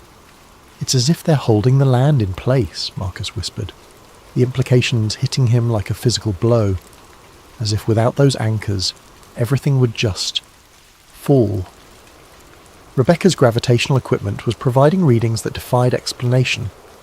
According to her instruments, the gravitational pull at the edge of the opening dropped to nearly zero, then reversed entirely, as if gravity was pulling upward rather than downward. "This is impossible," she said, checking and rechecking her equipment. "Gravity doesn't work this way." There's no scientific explanation for these readings. David had managed to intercept a radio transmission from the facility. The message was brief, but chilling. "Perimeter breach detected in Sector 7. Unknown vessel beyond the ice wall. Initiate containment protocol immediately." "We need to leave," Captain Larson said urgently. "Now." But as the Aurora's edge turned toward the narrow channel through which they had entered, they discovered their escape route had been blocked. A large military vessel now occupied the opening, and additional ships were approaching from multiple directions. Marcus continued photographing and filming everything they could see as the military vessels closed in. His camera captured images of personnel wearing uniforms without national insignia, sophisticated weapon systems unlike anything in conventional military arsenals, and most disturbing of all, what appeared to be aircraft using propulsion systems that produced no visible exhaust or sound. "Whatever this place is," Marcus said, still recording, "it's not just about hiding Earth's shape. They're hiding technology that's decades ahead of anything the public knows exists." As the military vessels surrounded them, Rebecca made one final observation that would haunt Marcus for the rest of his life. "The gravitational readings," she said, staring at her instruments in disbelief. "According to these measurements, we're not on Earth anymore. The gravitational signature is completely different." "What do you mean?" David asked. "I mean," Rebecca replied, her voice barely a whisper, "that either my equipment is completely malfunctioning, or we've somehow travelled to a different planet." The boarding party from the military vessels consisted of armed personnel in full combat gear, who spoke no words as they confiscated all recording equipment, detained Marcus and his companions, and placed black bags over their heads. As Marcus felt himself being transferred to one of the military ships, his last coherent thought was a terrifying realization. They hadn't discovered that Earth was flat. They had discovered something far worse, that Earth, as humanity understood it, might not exist at all. Marcus awoke in what appeared to be a medical facility, though unlike any hospital he had ever seen. The walls were pristine white, the lighting was perfectly even without visible sources, and the air carried a sterile quality that seemed artificially maintained. He was lying on an examination table, wearing a hospital gown with no memory of how he had gotten there. A woman in a white coat entered the room, carrying a tablet and wearing the kind of neutral expression Marcus associated with government officials. She appeared to be in her 40s, with prematurely grey hair and eyes that seemed to evaluate Marcus as if he were a specimen rather than a person. "Mr. Reed," she said, settling into a chair beside his bed. "I'm Agent Sarah Collins with the Antarctic Treaty Enforcement Division. You've been unconscious for 3 days following your unauthorized incursion into restricted Antarctic territory." Marcus tried to sit up but discovered his movements were sluggish and uncoordinated. "What did you do to me? Where are my companions?" "You suffered severe hypothermia and altitude sickness during your expedition," Agent Collins replied, consulting her tablet. "Your companions are receiving similar medical treatment. You're fortunate to be alive." Marcus's mind was foggy, but he retained clear memories of what they had discovered beyond the ice wall. "That's not what happened. We found the research facility, the excavation site, the gravitational anomalies. I have it all documented." Agent Collins showed him a collection of photographs and video files on her tablet. They showed the Aurora's edge approaching the ice wall, but beyond that, the images showed nothing but empty ocean and natural ice formations. According to the footage, their expedition had encountered nothing more unusual than typical Antarctic scenery. "Your recording equipment was damaged by the extreme cold," Agent Collins explained. "These are the only images that were recoverable. As you can see, you found exactly what we would expect in that region: ice, water, and natural geological formations." Marcus stared at the sanitized footage in disbelief. Every image of the research facility, the circular excavation, and the impossible gravitational readings had been replaced with mundane Antarctic scenery. Either his memory was completely unreliable, or someone had gone to extraordinary lengths to alter the evidence. "I know what I saw," Marcus insisted. "The facility, the technology, the opening in the ground. Rebecca's gravitational readings showed dash." "Miss Torres suffered a severe concussion during your expedition," Agent Collins interrupted. "Her equipment malfunctioned due to extreme weather conditions. Mr. Kim experienced similar disorientation. All 3 of you were affected by altitude sickness and hypothermia, which commonly cause hallucinations and false memories." Agent Collins leaned forward, her expression becoming more serious. "Mr. Reed, you've stumbled into a situation that involves international security protocols. The Antarctic Treaty strictly prohibits unauthorized civilian access to certain regions for very good reasons. The area you entered contains hazardous geological formations and extreme weather conditions that have killed dozens of researchers over the years." She showed him documents detailing his expedition's official record. According to the files, Marcus, Rebecca and David had hired Captain Larson for a routine Antarctic tourism trip that had gone dangerously off course due to equipment failure and poor weather. They had been rescued by international treaty enforcement personnel before dying of exposure. "You're free to return home," Agent Collins concluded, "but you'll need to sign documentation acknowledging that you understand the national security implications of spreading false information about classified Antarctic operations. The penalty for violating this agreement is indefinite detention under international security protocols." Marcus was released 2 days later and flown back to Denver. His first instinct was to contact Rebecca and David, but he discovered that both of their phone numbers had been disconnected. Rebecca's university had no record of her ever being employed there, and David's intelligence background had been completely scrubbed from all accessible databases. When Marcus returned to his apartment, he found that his research materials had been returned by building management after a water leak had required access to his unit. Months of documents, photographs, and experimental data had been replaced with generic conspiracy theory materials that made his work appear to be the obsessions of a paranoid fantasist rather than legitimate research. Marcus attempted to contact Captain Larson, but discovered that the Aurora's Edge had been sold to an unnamed buyer, and Larson had reportedly moved to a remote location in Norway where he could not be reached. Elena Vasquez and the other researchers from the Canadian meeting had also vanished. Their email addresses were invalid, their phone numbers disconnected, and online searches turned up no trace of their existence. Most unsettling of all, Marcus began experiencing memory problems. Details of his Antarctic expedition became increasingly fuzzy, and he found himself questioning whether the extraordinary things he remembered had actually happened. When he tried to write down his experiences, he discovered that he couldn't clearly recall important specifics about the research facility or the circular excavation. 3 weeks after his return, Marcus received a final email from the anonymous sender who had originally contacted him. The message was brief. "The truth has been contained. Your service is no longer required. Any further investigation will result in permanent resolution." Marcus realized that he had been faced with a choice: accept the official explanation and live with the knowledge that his memories might be false, or continue pursuing the truth and risk disappearing entirely like his companions. He chose a third option.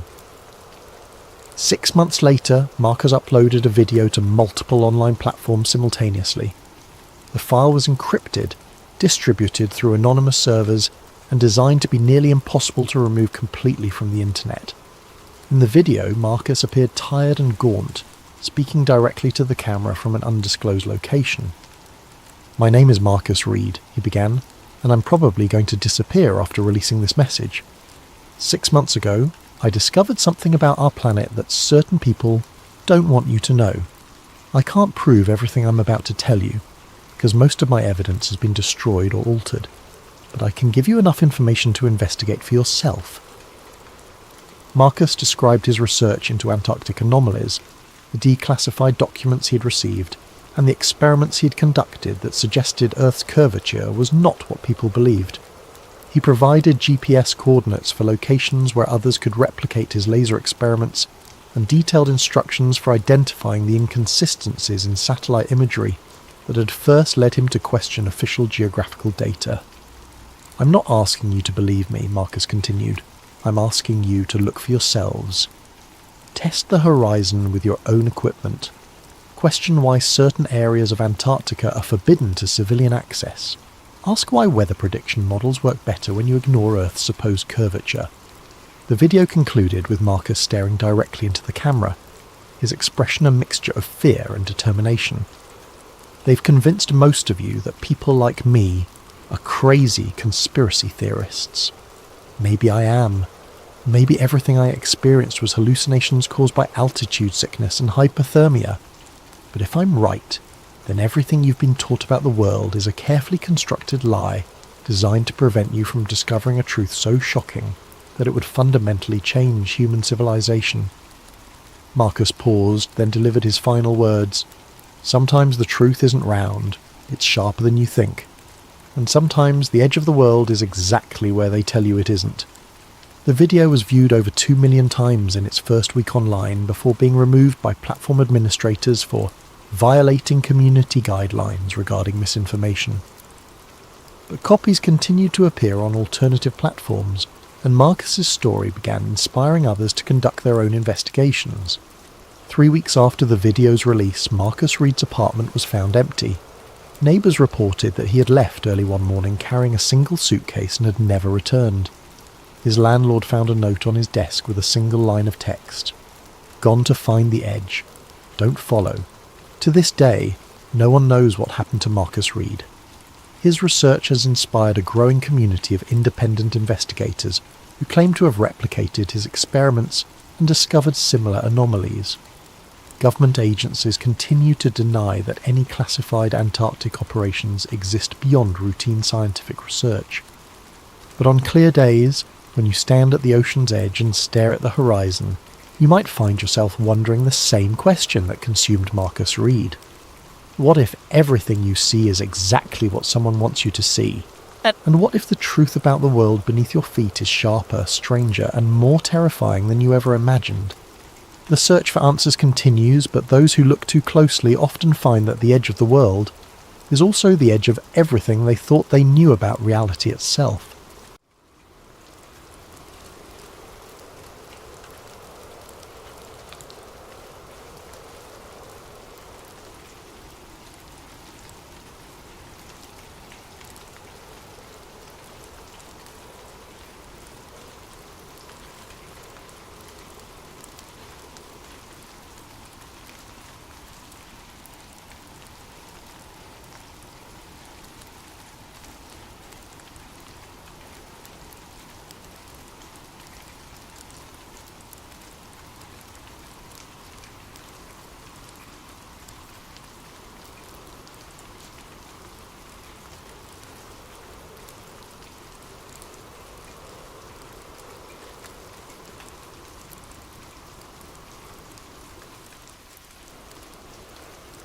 Welcome back to Sleep Theories, where we dive deep into the shadows of history that refuse to stay buried. Before we begin tonight's tale, I want to give a special thanks to Lily Lamouche for suggesting this particular story. Your idea sparked something truly compelling. As always, if you have ideas for future episodes, drop them in the comments below, and if you're enjoying these late-night journeys into the unknown, make sure to hit that like button and subscribe to Sleep Theories for more stories that blur the line between fact and fiction. The fluorescent lights in the Los Angeles County Coroner's Archive hummed their eternal dirge, casting everything in that particular shade of institutional yellow that made even the living look dead. Ben Norton had grown accustomed to the pallor after 18 years filing away the city's final mysteries, but some cases still managed to catch the light differently. It was a Tuesday in October when the Monroe file landed back on his desk, unremarkable except for the manila envelope that shouldn't have been there.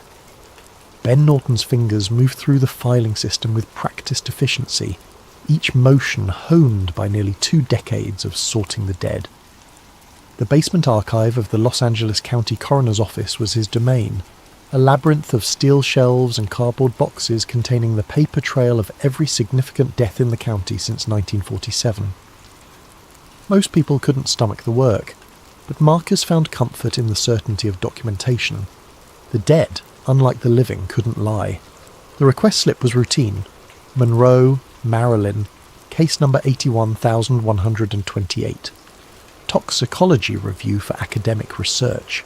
UCLA. Film studies professor needed access for a dissertation on celebrity death narratives. Standard stuff. Marcus had pulled this particular file dozens of times over the years. Marilyn Monroe remained Los Angeles County's most requested case file. A morbid tourist attraction, that drew everyone from conspiracy theorists to legitimate researchers. He located the familiar accordion folder on the third shelf of Section M, its manila surface worn smooth from handling. But as he lifted it, something felt different, heavier than usual. When he opened it on his desk, a sealed envelope fell out, landing with a soft thud that seemed to echo in the quiet archive. The envelope bore no markings except a handwritten notation. Crossref 81128. Protective detail /West LA-K file.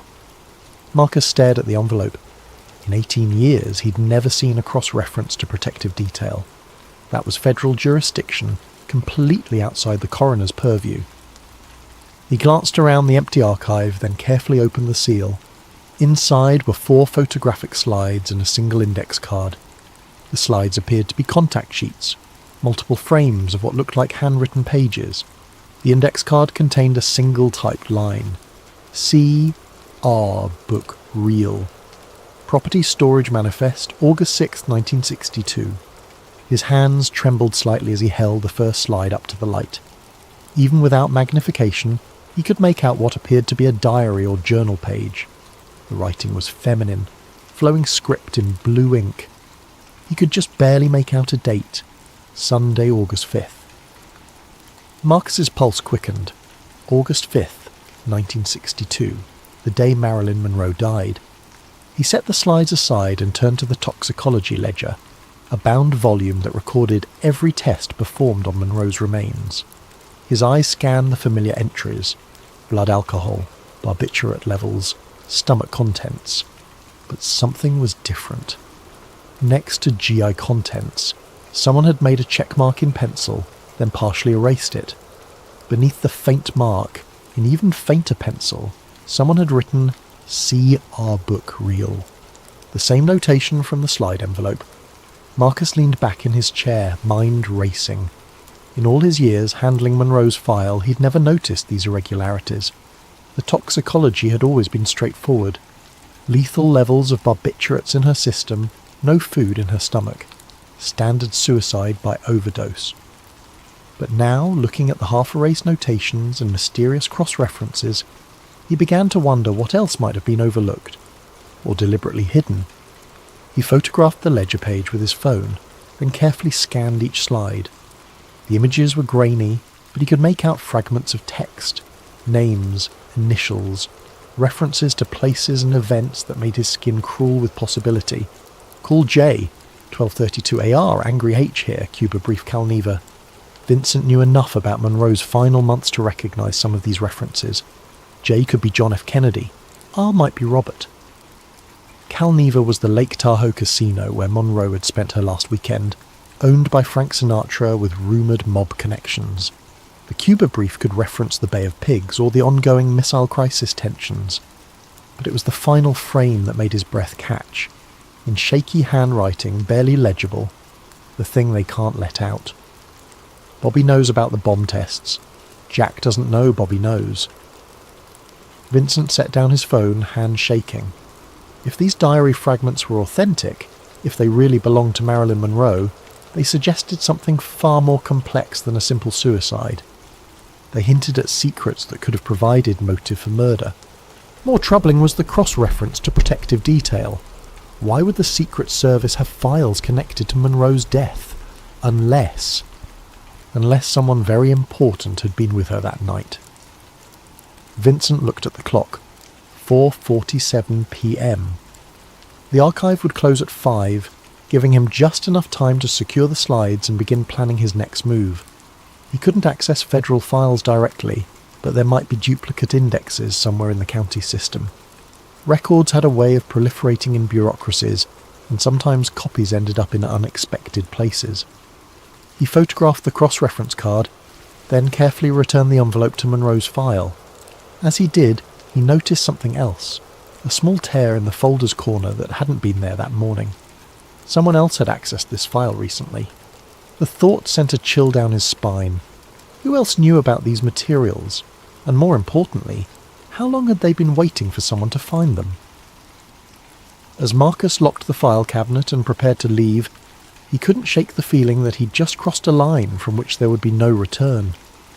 The fluorescent lights buzzed overhead like a swarm of angry insects, and the familiar archive suddenly felt less like a sanctuary and more like a trap. He had stumbled onto something that powerful people had spent 6 decades keeping buried. The question was, what was he going to do about it? Marcus spent a sleepless night researching everything he could find about Monroe's death, Secret Service protocols, and the Kennedy administration's activities in August 1962. By morning he had a plan, risky but necessary if he wanted answers. He arrived at work early before the day shift supervisors. The Los Angeles County Record Center occupied the building's second floor, housing duplicate indexes and cross-reference materials for all county departments.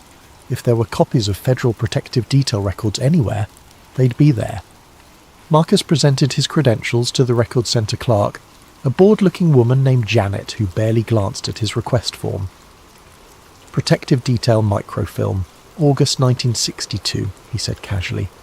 Academic research on presidential visit protocols. Janet typed into her terminal, frowning at the results. That's federal material. We don't usually have access to... She paused, scrolling down. Wait, there's a duplicate index here. Says it was transferred during the 1982 DA review of celebrity deaths. You want the whole month or specific dates? Marcus's heart raced. August 4th and 5th, please. Let me check availability. More typing. I can get you the index, but the actual files are restricted. Need federal clearance for those. The index is fine. 20 minutes later, Marcus sat at a microfilm reader, threading a reel labelled Protective Detail Index. August 1962. Duplicate copy. The images flickered past as he advanced the film. Routine entries for presidential appearances, security briefings, threat assessments. Then he found it. August 4th to 5th, 1962. Motorcade standby. Unlogged visit. RFK. The entry was brief, almost cryptic, but it confirmed his suspicions. Robert Kennedy had been in Los Angeles the night Monroe died, and his presence had required Secret Service protective detail. More importantly, it was listed as unlogged, off the official record. Marcus photographed the screen, then continued searching. Additional entries mentioned asset protection and communication intercepts for the same date range. Someone had been monitoring communications around Monroe's death, and that someone had federal authority. He returned the microfilm and headed back to the archive, mind spinning with possibilities. If RFK had been with Monroe the night she died, it changed everything about the official narrative. It also explained why certain evidence might have gone missing or been altered. Back in the archive, Marcus retrieved the 1982 DA review box, a collection of materials from the district attorney's reopened investigation into Monroe's death. He'd glanced through it before, but never with this new context. Buried in the administrative notes, he found a handwritten memo dated September 15th, 1982. Request for federal intercept materials denied. COMINF. West L. A. Tap summaries. August 62 classified above county level. No jurisdiction over federal assets. Personal diary mentioned in property report unaccounted for. Council claims privilege. COMINF. Communications intelligence. The federal government had been wiretapping communications in West Los Angeles during Monroe's final days, and those recordings were still classified 20 years later. Marcus flipped through more documents until he found the property report referenced in the memo. It was a standard inventory of items found at Monroe's residence, but someone had made alterations. Next to small red leather journal, the original entry read, "To Council," but that had been lined out in different ink with a notation, "Item not recovered." The diary had existed. It had been turned over to Monroe's attorney, then somehow disappeared from the official record. But if the slides in the cross-reference envelope were authentic, someone had photographed its contents before it vanished.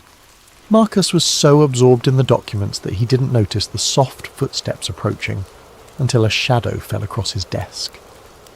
"Finding everything you need, Mr. Webb?" Marcus looked up to see Albert Grayson, the audit liaison, standing beside his desk with an expression of mild curiosity. Grayson was a thin, pale man who appeared periodically to conduct quality control reviews of the archive. Nobody knew exactly who he worked for, but his credentials were always in order.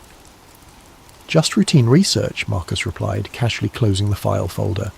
"UCLA professor needs background material on toxicology procedures." Grayson's smile was perfectly pleasant and utterly without warmth. "Of course. Though I notice you've been accessing quite a few different files lately. Monroe, some organised crime materials, federal indexes, quite eclectic research interests." The comment hit like ice water. Grayson had been monitoring his access patterns. "Academic research tends to follow unexpected paths," Marcus said carefully. "Indeed." Grayson picked up a random file from the nearby shelf, glancing at its label with apparent disinterest. "I'll need to conduct a spot audit of some recent materials. Monroe file, the DA review boxes, and those organised crime summaries you pulled yesterday. Just routine quality control." Marcus's mouth went dry. He hadn't pulled any organised crime files yesterday, but clearly someone else had been tracking his research. "When do you need them?" "Now would be convenient." For the next hour, Marcus watched helplessly as Grayson methodically photographed every document he'd been reviewing. The man worked with mechanical precision, never asking questions or making comments, but Marcus could feel the weight of scrutiny in every click of the camera. When Grayson finished, he packed his equipment with the same methodical care. "Thank you for your cooperation, Mr. Webb. Oh, and there's been a security upgrade in the archive. New camera system." He gestured toward the ceiling where a small black dome had appeared overnight, for asset protection. After Grayson left, Marcus sat in stunned silence. The message was clear. He was being watched, and his investigation had attracted the wrong kind of attention. But instead of deterring him, the surveillance only convinced him that he was onto something significant. That afternoon, Marcus decided to take a different approach. Instead of accessing files directly, he would seek out human sources, people who had been involved in Monroe's case, and might remember details that never made it into the official record. Kenneth Yamamoto had been a toxicology technician at the coroner's office for 32 years before retiring in 1994. Marcus found his address in the employee records and drove to a modest bungalow in Gardena after work, hoping the old man would be willing to talk. Yamamoto answered the door slowly, a frail man in his 80s with sharp, intelligent eyes. When Marcus explained who he was and why he'd come, the old man's expression grew wary. "Monroe case," Yamamoto repeated slowly. "Why are you asking about that now?" "I found some irregularities in the files. Thought you might remember details from the original examination." Yamamoto studied Marcus for a long moment, then stepped aside to let him in. The house was neat and sparse, filled with the quiet dignity of old age.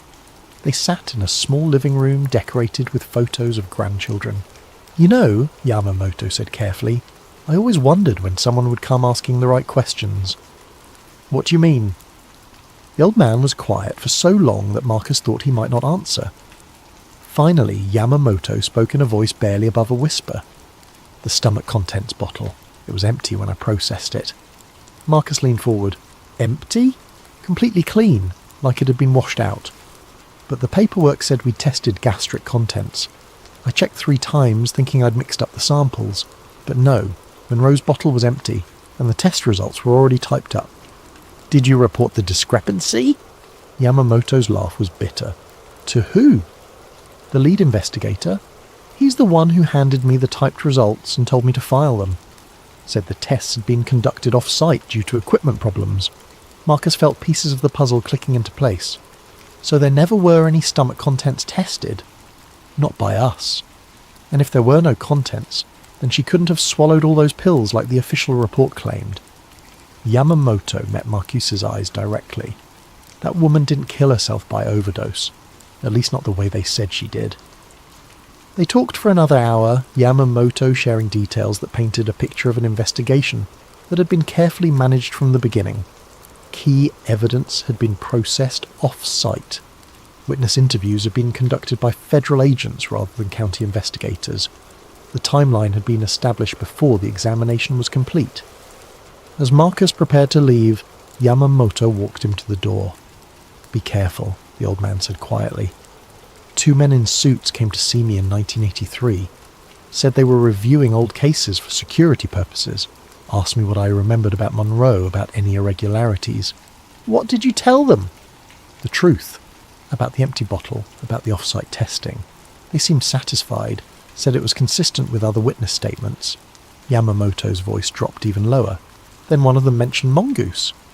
"Just casual-like, said they were also reviewing materials related to Operation Mongoose from the same time period."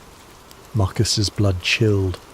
Operation Mongoose was the CIA's covert program to eliminate Fidel Castro, run by Robert Kennedy. The fact that these mysterious visitors had mentioned it while discussing Monroe's death was no coincidence. "They were sending a message," Yamamoto continued, "letting me know they had reach, that they could connect dots in ways I couldn't imagine." I never talked about Monroe again after that, until now. Driving home, Marcus felt the weight of what he'd learned. The toxicology had been falsified, federal agents had intimidated witnesses, and somehow it all connected to the highest levels of the Kennedy administration. He was beginning to understand why the truth had stayed buried for so long, but he was also beginning to realise that his investigation had likely triggered alarms that had been dormant for decades. People who had gone to extraordinary lengths to bury this story wouldn't hesitate to protect it now. The blue sedan that had been following him since he left Yamamoto's house confirmed his fears. When Marcus turned, it turned. When he stopped for gas, it waited at the corner. When he finally reached his apartment building, the sedan drove past slowly, its occupants hidden behind tinted glass.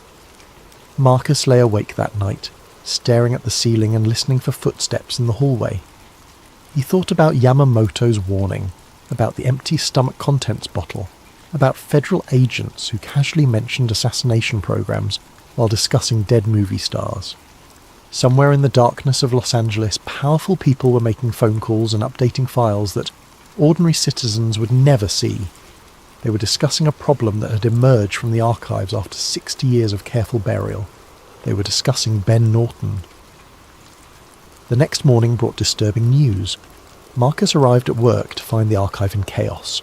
Security tape across several aisles, boxes scattered on the floor, and Janet from Record Centre standing near his desk with red-rimmed eyes. "What happened?" Marcus asked. "Break-in," she said shakily. "Someone got past the security system last night. Went straight for the files you've been working with." Marcus's stomach dropped. "Were they taken?" "That's the weird part. Nothing's missing, but everything's been photographed. Professional job. They knew exactly what they wanted and where to find it." As Marcus surveyed the damage, he noticed that the new security camera Grayson had mentioned was gone, leaving only a small hole in the ceiling tile where it had been mounted. Someone with inside knowledge had conducted this operation, someone who knew about the camera and could disable the building's security systems. His phone buzzed with a text from an unknown number. "Kenneth Yamamoto, hospitalized last night. Breathing difficulties, stable condition. Thought you should know." Marcus's hands shook as he read the message. The timing was too convenient to be coincidental. Less than 24 hours after talking to Marcus about Monroe's death, the retired toxicologist was in the hospital with mysterious respiratory problems. He tried calling the number that sent the text, but got only a generic voicemail message. Someone was monitoring the situation, keeping track of all the players, but their motives remained unclear. Were they trying to warn him or threaten him? Determined to push forward despite the escalating pressure, Marcus returned to his research with renewed urgency. If people were willing to break into the archive and hospitalize witnesses, then he was close to something they desperately wanted to keep hidden. He focused on the organized crime angle, pulling wiretapped summaries from the early 1960s. The FBI had been monitoring several Los Angeles crime families during that period, particularly figures connected to the Teamsters Union and Las Vegas casinos. The surveillance files were partially redacted, but Marcus could piece together fragments of conversations from August 1962. Subject 1. Movie star heat getting too heavy. Bobby's sniffing around the wrong connections. Subject 2. What about the doctor cover? That's still solid. Subject 1. For now. But if that diary surfaces, we're all fucked. The diary again. Every lead Marcus followed seemed to circle back to Monroe's missing journal and its potentially explosive contents. The mob had known about it, federal agents had suppressed it, and 60 years later, someone was still willing to commit crimes to keep it buried. Marcus cross-referenced the dates and locations in the wiretap summaries with Monroe's known movements during her final weeks. She had indeed spent time at Calnever Casino, owned by Frank Sinatra and frequented by both Kennedy brothers and reputed crime figures. The casino had been a nexus where Hollywood glamour, political power and organised crime intersected. If Monroe had been keeping a diary during this period, documenting her relationships with both Kennedy brothers while surrounded by mob-connected individuals, the implications were staggering. Such a record could have destroyed political careers, toppled governments, and exposed criminal conspiracies that reached the highest levels of American society. As Marcus delved deeper into the files, he began to understand the mechanism by which Monroe's death had been contained. It wasn't a simple cover-up. It was a coordinated information management operation involving multiple agencies and interests. The coroner's office had been just one piece of a larger machine designed to control the narrative. But now, 6 decades later, that machine was reactivating.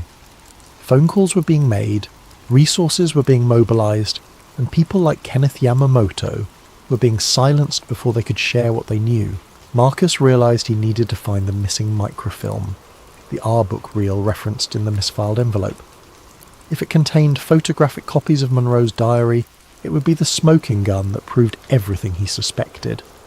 But where would such material be hidden after all these years? The answer came to him as he reviewed the property transfer records from 1962.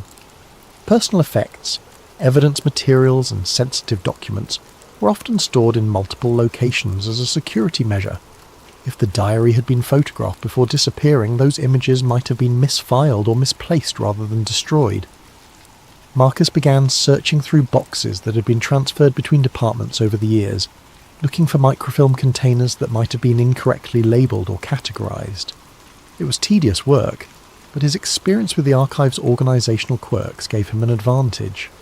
In a box labelled Kennedy F4AA Overflow, 1975, Marcus found a collection of microfilm canisters that had been transferred from federal storage during a bureaucratic reorganisation. Most contained routine correspondence and scheduling materials, but one canister was labelled simply Contact Sheet, Personal Effects, August 62. With trembling hands, Marcus loaded the film into a reader. The first few frames showed standard evidence photographs, jewellery, clothing, personal items from Monroe's bedroom. But then the images changed. Diary pages, dozens of them, photographed in sequence under professional lighting conditions. The handwriting was clearly feminine, and the dates ranged from June through early August 1962. Marcus began reading, his excitement growing with each frame. June 15th. Jack called again. Says he misses me, but I know it's just the sex he misses. Bobby's different. He actually listens when I talk about the bomb tests, about what the government is hiding from people. He's angry about it too. June 20th. Met with Cal Neva people. Frank says they can provide protection if things get complicated. Doesn't trust Bobby's reform agenda. Says it's bad for business. Asked me to keep my ears open when I'm with the brothers. July 1st. Bobby showed me classified files about atmospheric testing in Nevada. The cancer rates, the birth defects. It's all being covered up. He wants to go public, but Jack won't let him. Says it would destroy the party in '64. July 15th. Strange men following me. Bobby says it's routine security, but these aren't Secret Service. Frank's people, maybe, or someone else entirely. The entries painted a picture of Monroe caught between competing forces. The Kennedy brothers, organised crime figures, and federal intelligence agencies. She had been privy to state secrets about nuclear testing, witnessed conflicts between the President and Attorney General, and apparently agreed to serve as an informal intelligence source for multiple parties.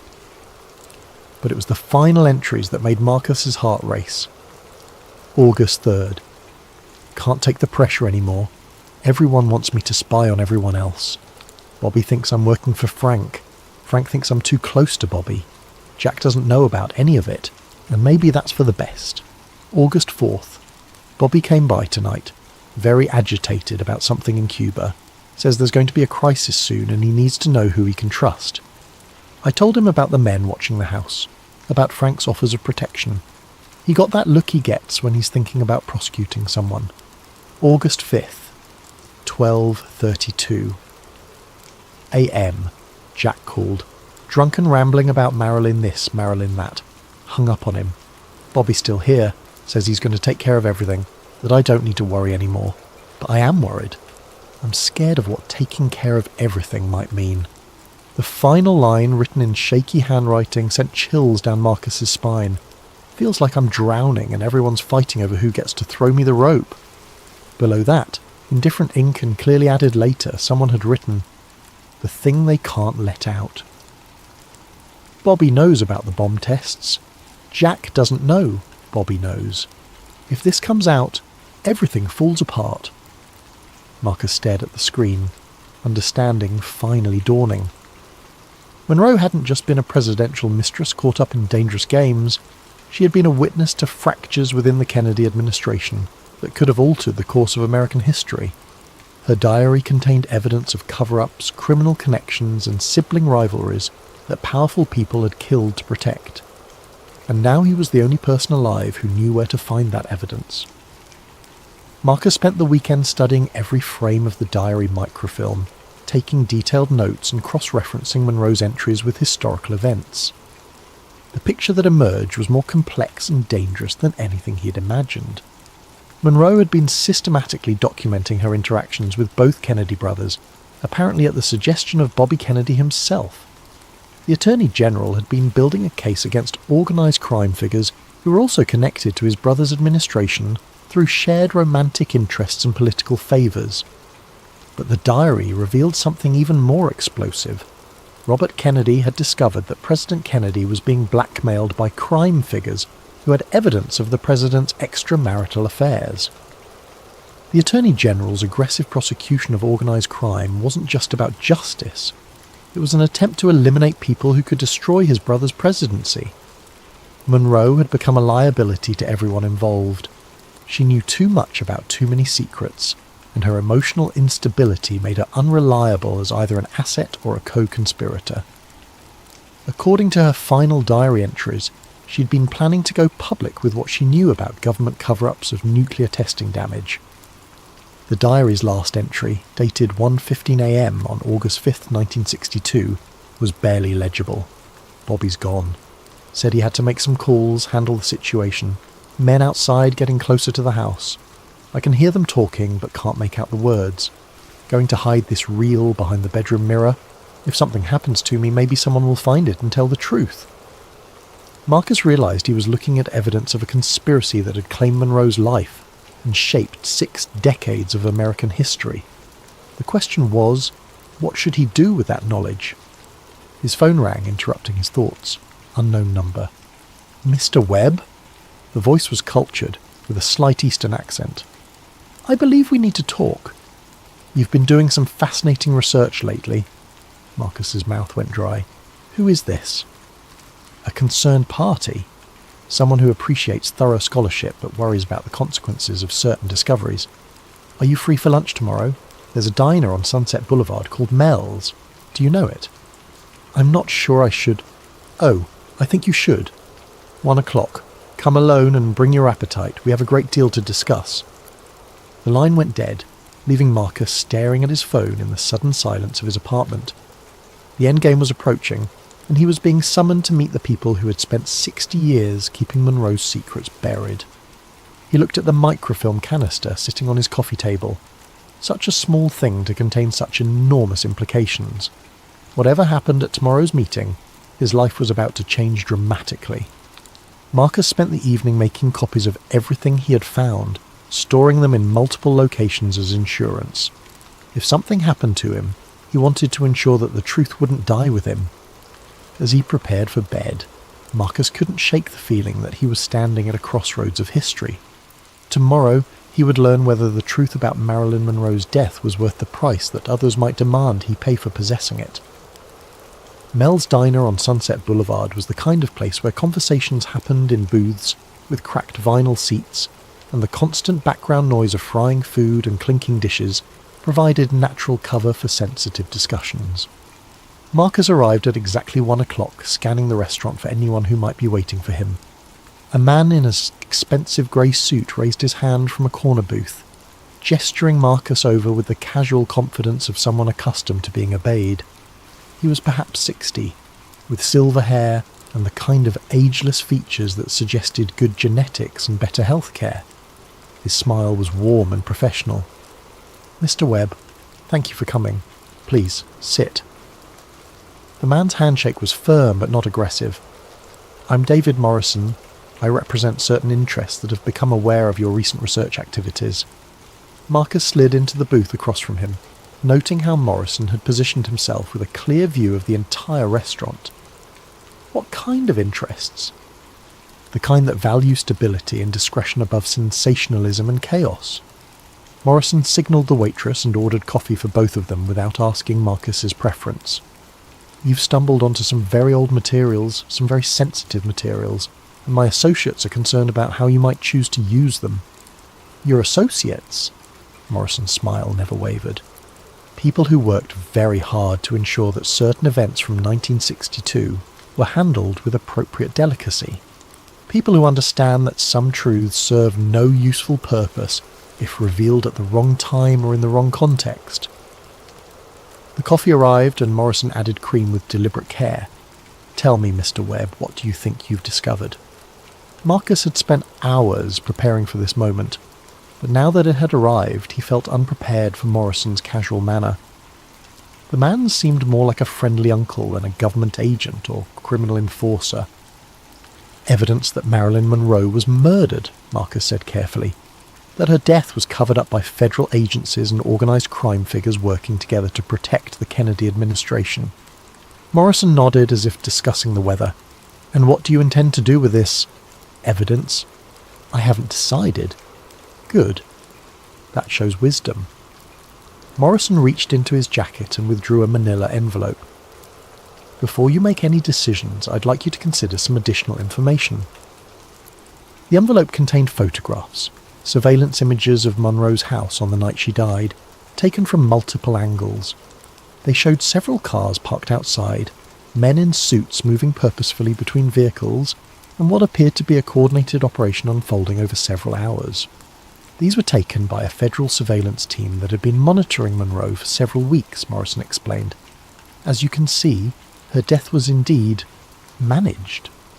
But not for the reasons you might think. Marcus studied the photographs, trying to make sense of the timeline they suggested. Then why? Morrison leaned back in the booth, his expression growing serious for the first time. Marilyn Monroe was killed by a Soviet intelligence asset who had been using her relationship with the Kennedy brothers to gather information about American nuclear capabilities and Cuba policy. The diary you found contained some accurate information, but it was also being used to feed disinformation back to Moscow through Monroe's handlers. The revelation hit Marcus like a physical blow. She was a spy. Unwittingly, yes, the Soviets had identified her relationships with the Kennedy brothers as a valuable intelligence opportunity. They cultivated assets within her social circle, people who gradually convinced her that she was serving American interests by documenting government activities. In reality, she was being used to steal state secrets. Morrison produced another document, a declassified intelligence report with most names redacted. When federal agencies discovered the operation, they had to make a choice: expose Monroe as a Soviet asset and create a massive scandal that would destroy the Kennedy administration, or handle the situation quietly and preserve national security. Marcus felt the foundations of his investigation crumbling beneath him. "So you killed her to protect the government?" "We didn't kill anyone," Morrison said firmly. "The Soviet asset who had been running Monroe eliminated her when it became clear that American intelligence had discovered the operation. Our people arrived too late to prevent her death, but in time to manage the aftermath. And the cover-up was necessary to prevent World War III. If the American public had learned that the Soviets had been using a movie star to spy on the president during the Cuban Missile Crisis, The pressure for military retaliation would have been overwhelming. Millions of people might have died because of that woman's naivety. Morrison's narrative was compelling, but Marcus sensed gaps in the story. What about the diary? The references to nuclear testing cover-ups? Disinformation designed to turn Monroe against the administration.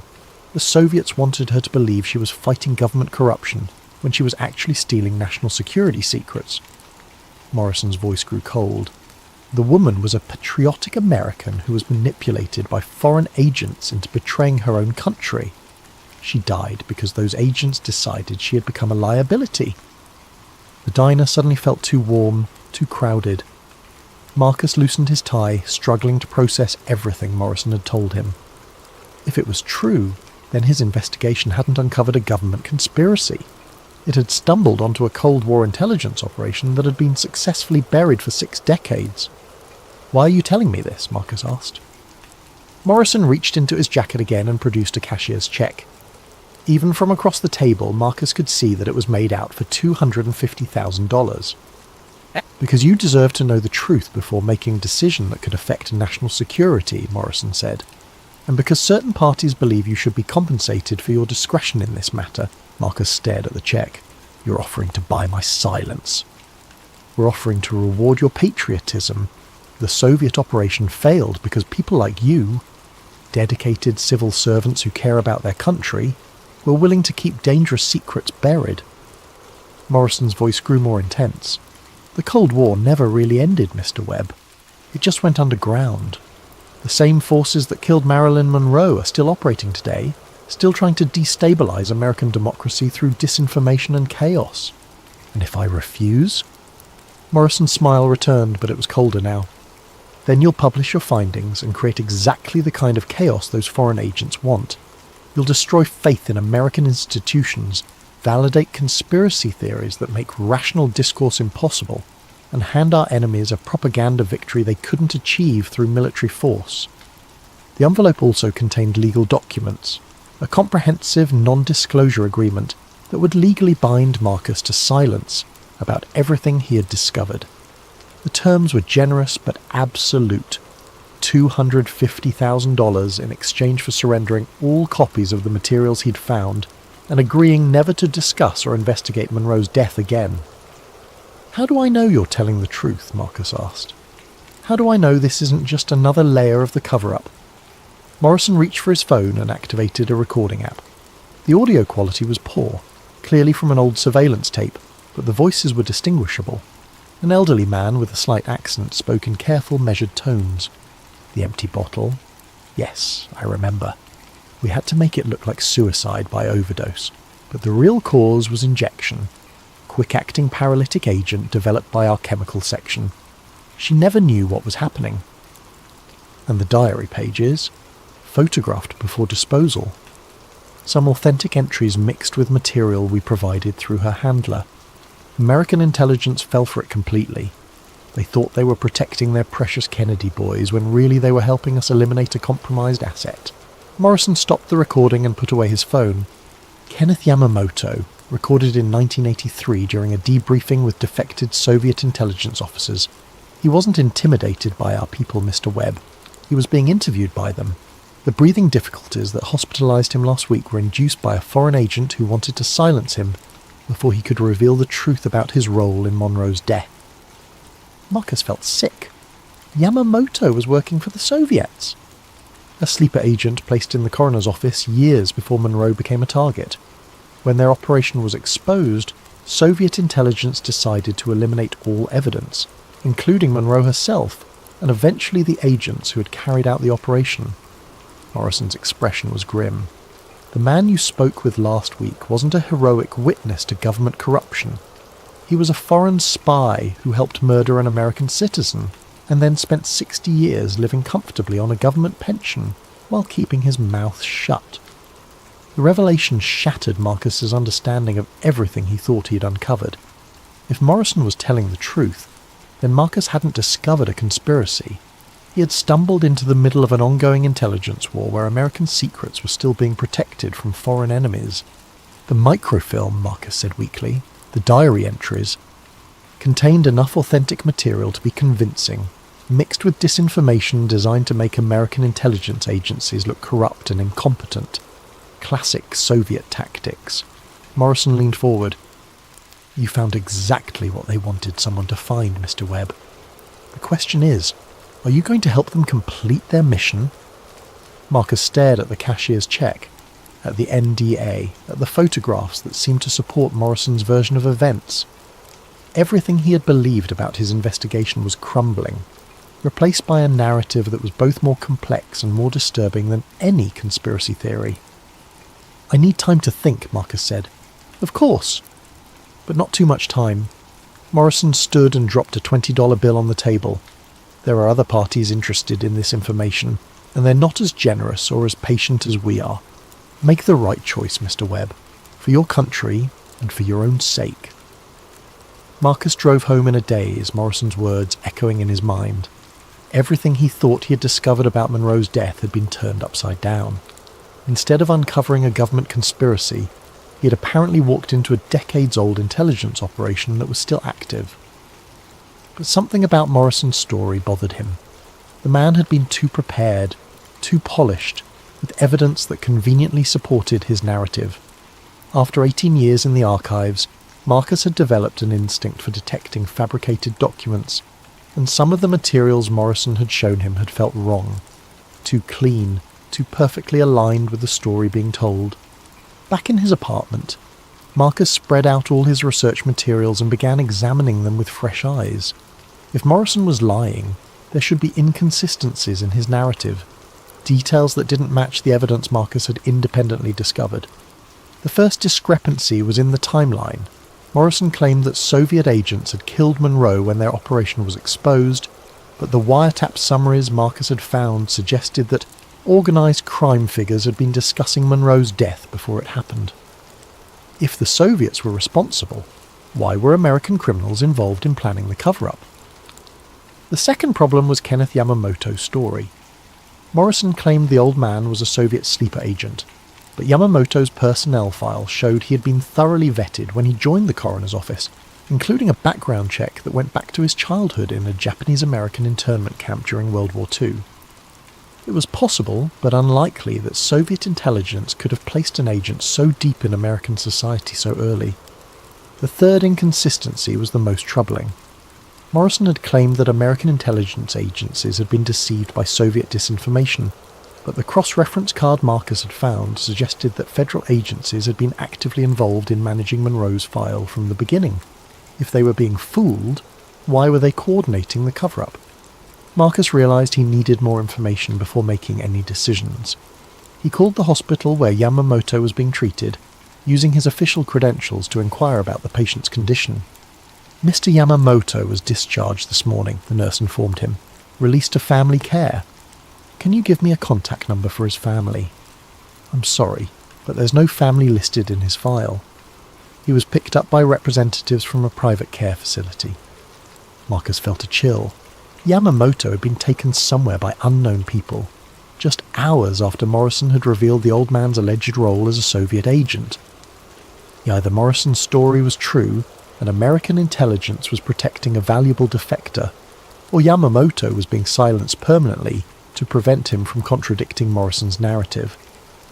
That evening, Marcus made a decision that would either save his life or end it.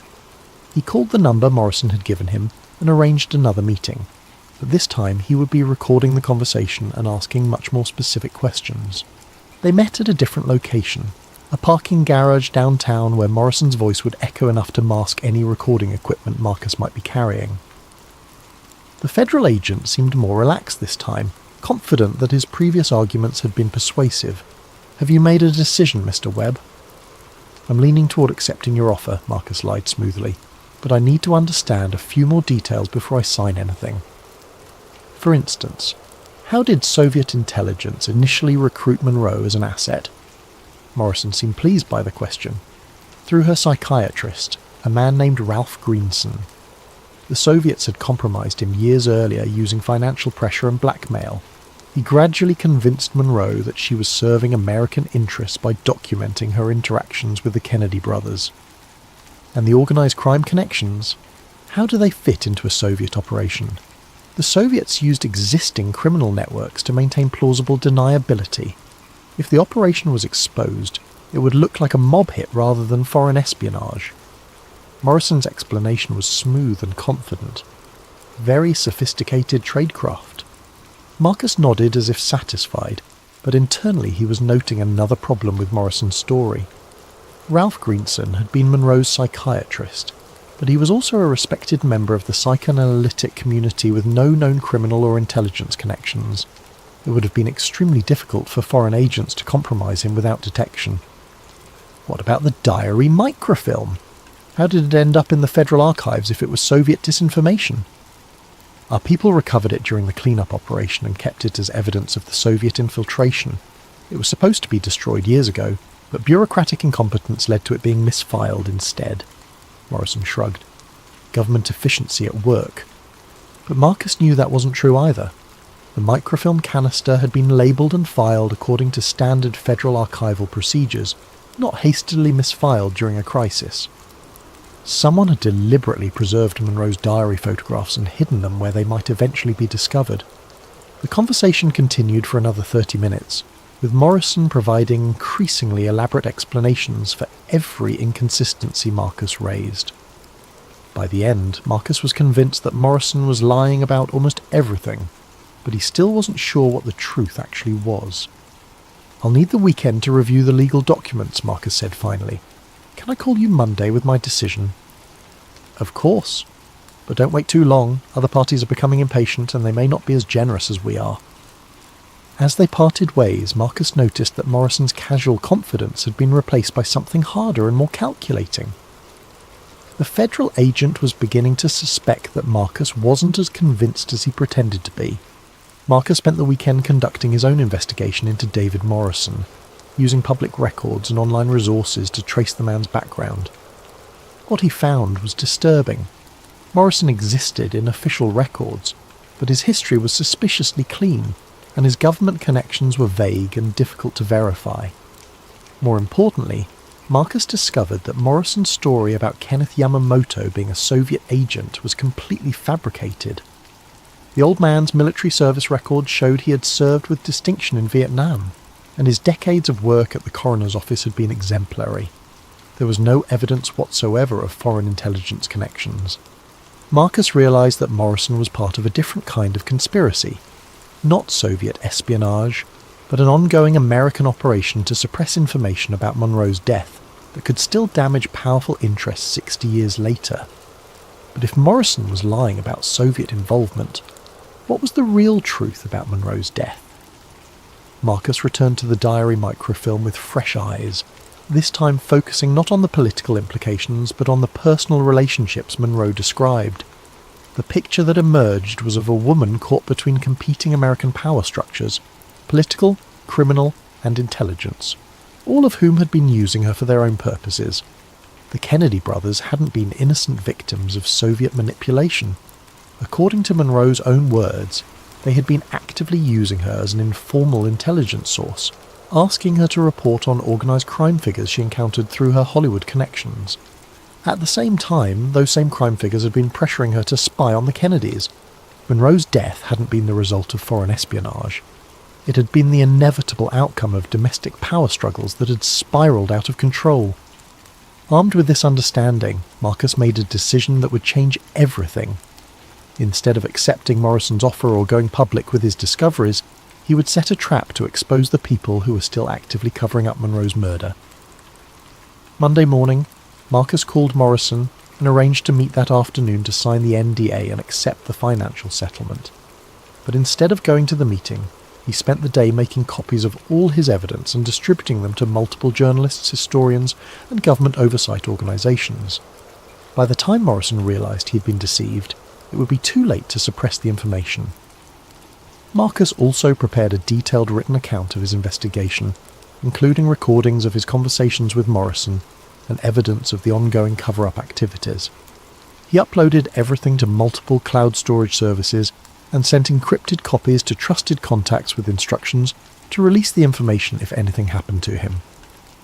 At 3 p.m, Marcus called Morrison from a payphone outside the city. "I've decided not to accept your offer," he said simply. There was a long pause before Morrison responded, and when he did, his voice had lost all pretense of friendliness. "That's unfortunate, Mr. Webb. Very unfortunate indeed.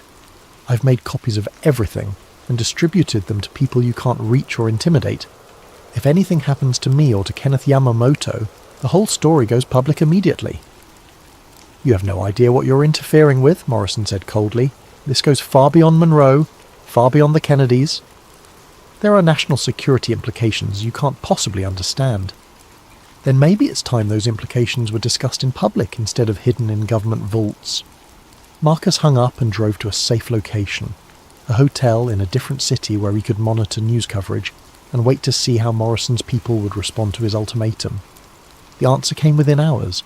Every news organisation Marcus had contacted received simultaneous visits from federal agents who confiscated the materials he'd provided, claiming they contained classified information related to ongoing national security operations. The journalists were threatened with prosecution under the Espionage Act if they published anything about Monroe's death. But Marcus had anticipated this response. His most important evidence had been sent to international news organisations and academic institutions beyond the reach of American intelligence agencies. The story would come out, just not in the way he had originally planned. 3 days after Marcus's ultimatum, Kenneth Yamamoto was found dead in a private care facility outside Los Angeles. The official cause of death was listed as complications from respiratory failure, but no autopsy was performed, and the body was cremated within 24 hours. Marcus received the news through an encrypted message from one of his contacts, along with a warning that federal agents were actively searching for him.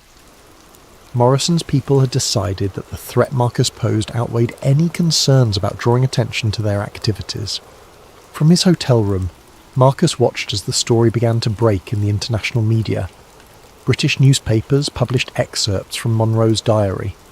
German television aired interviews with intelligence experts who validated the documents, and academic conferences around the world began discussing the implications of what Marcus had discovered. The American media remained largely silent, but social media exploded with speculation and conspiracy theories. The official response from government agencies was predictable. They claimed the documents were fabrications designed to undermine public confidence in American institutions. But Marcus had one more card to play. Hidden among the materials he had distributed was a single photograph that would change everything. An image from the federal surveillance of Monroe's house on the night she died, showing a young man in a suit entering the building at 11:30 p.m. and leaving at 2:15 a.m.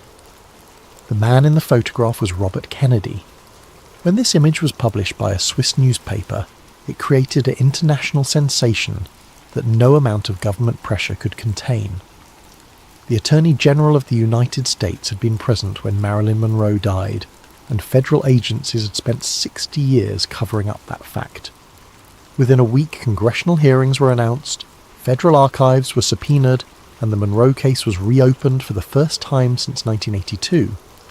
Morrison and his associates found themselves under investigation rather than controlling it. But Marcus knew that his victory had come at a tremendous cost. Kenneth Yamamoto was dead, along with who knew how many other witnesses over the years. The truth about Monroe's death was finally emerging, but it was being purchased with blood. From his hiding place, Marcus watched as the story evolved beyond his original investigation. New witnesses came forward, additional documents were declassified, and the full scope of the cover-up began to emerge. Monroe's death had been just one incident in a larger pattern of government abuse that stretched across decades. The official narrative that finally emerged was more complex than any conspiracy theory. Monroe had indeed been murdered, but not by a single conspiracy. She had been killed by representatives of organised crime who feared she would expose their connections to the Kennedy administration. Federal agencies had covered up the crime not to protect the killers, but to prevent a scandal that could have brought down the government during the Cuban Missile Crisis. Both sides had been guilty of placing political considerations above justice, and both had been willing to sacrifice an innocent woman to protect their interests. 6 months after Marcus's investigation began, he testified before a closed session of the Senate Intelligence Committee. providing a detailed account of everything he'd discovered and everyone he'd encountered during his research. The committee's final report, heavily redacted but still explosive, confirmed most of Marcus's findings while adding new details that painted an even darker picture of government complicity in Monroe's death and its aftermath. Morrison and several of his associates were indicted on charges related to obstruction of justice and conspiracy to suppress evidence. Some were convicted and sentenced to prison, while others disappeared into the Federal Witness Protection Program or fled to countries without extradition treaties. Kenneth Yamamoto was posthumously vindicated, revealed to have been exactly what he claimed, an honest civil servant who had tried to do the right thing and been silenced for his efforts. The Monroe case was officially reclassified as an unsolved homicide, though everyone involved knew that the real perpetrators were long dead. The focus shifted to holding accountable the people who had spent 6 decades covering up the crime. Marcus returned to his job at the coroner's office, but his role had fundamentally changed. He became the unofficial guardian of transparency, ensuring that sensitive cases were handled with proper oversight and that evidence was preserved rather than suppressed. The archive where he worked was renamed the Kenneth Yamamoto Memorial Archive, and new protocols were established to prevent the kind of cover-up that had hidden Monroe's murder for so long. But Marcus knew that the victory was incomplete. Powerful people still had powerful secrets, and the machinery of government secrecy was still operating in ways that the public never saw. Monroe's case had been exceptional, only in that someone had finally been brave enough and persistent enough to challenge the official narrative. Late at night, alone in the archive that had become both his sanctuary and his burden, Marcus sometimes wondered how many other files contained hidden truths that would never see the light of day. How many other Kenneth Yamamotos had died to protect secrets that served no legitimate purpose? How many other Marilyn Monroes had been sacrificed on the altar of political expediency? The fluorescent lights hummed their eternal dirge, casting everything in that familiar shade of institutional yellow. But now Marcus saw the archive differently, not as a repository of the dead, but as a guardian of truth waiting for the right person to ask the right questions. In the end, that was all it had taken to bring down a 60-year conspiracy. One person willing to look closely at evidence that everyone else had been trained to ignore. The truth about Marilyn Monroe's death was finally known, but Marcus understood that it was just one thread in a much larger tapestry of secrets that continued to shape American society in ways that most people would never understand. As he locked the file cabinet and prepared to leave for the night, Marcus reflected on the price that had been paid for truth, and the price that would be paid for future truths. Kenneth Yamamoto's sacrifice had not been in vain, but it had been a stark reminder that some knowledge came with a cost that few people were willing to pay. The archive fell silent except for the humming of the lights and the soft whisper of air through the ventilation system. In the darkness between the filing cabinets, the ghosts of American history waited patiently for the next brave soul to ask the questions that powerful people preferred to leave unanswered. Ben Norton had done his part to honour the dead by revealing how they had truly died. Now it was up to others to ensure that such secrets would not be buried so deeply or guarded so ruthlessly in the future. The truth about Marilyn Monroe was finally free, but the struggle for truth itself would continue long after the fluorescent lights went dark and the archive fell silent. In the end, that was the real lesson of the Kennedy cut, that democracy depended not on the wisdom of leaders or the efficiency of institutions, but on the courage of ordinary people to seek truth, even when that truth was dangerous to know. The file room had yielded its secrets, but somewhere in the vast machinery of government, new secrets were being created that would someday require new heroes to expose them. The eternal cycle of truth and concealment would continue as it always had, as it always would, until the day when transparency finally triumphed over secrecy, and the people could trust their government to tell them the truth about their own history. That day had not yet come, but Ben Norton had moved it a little closer,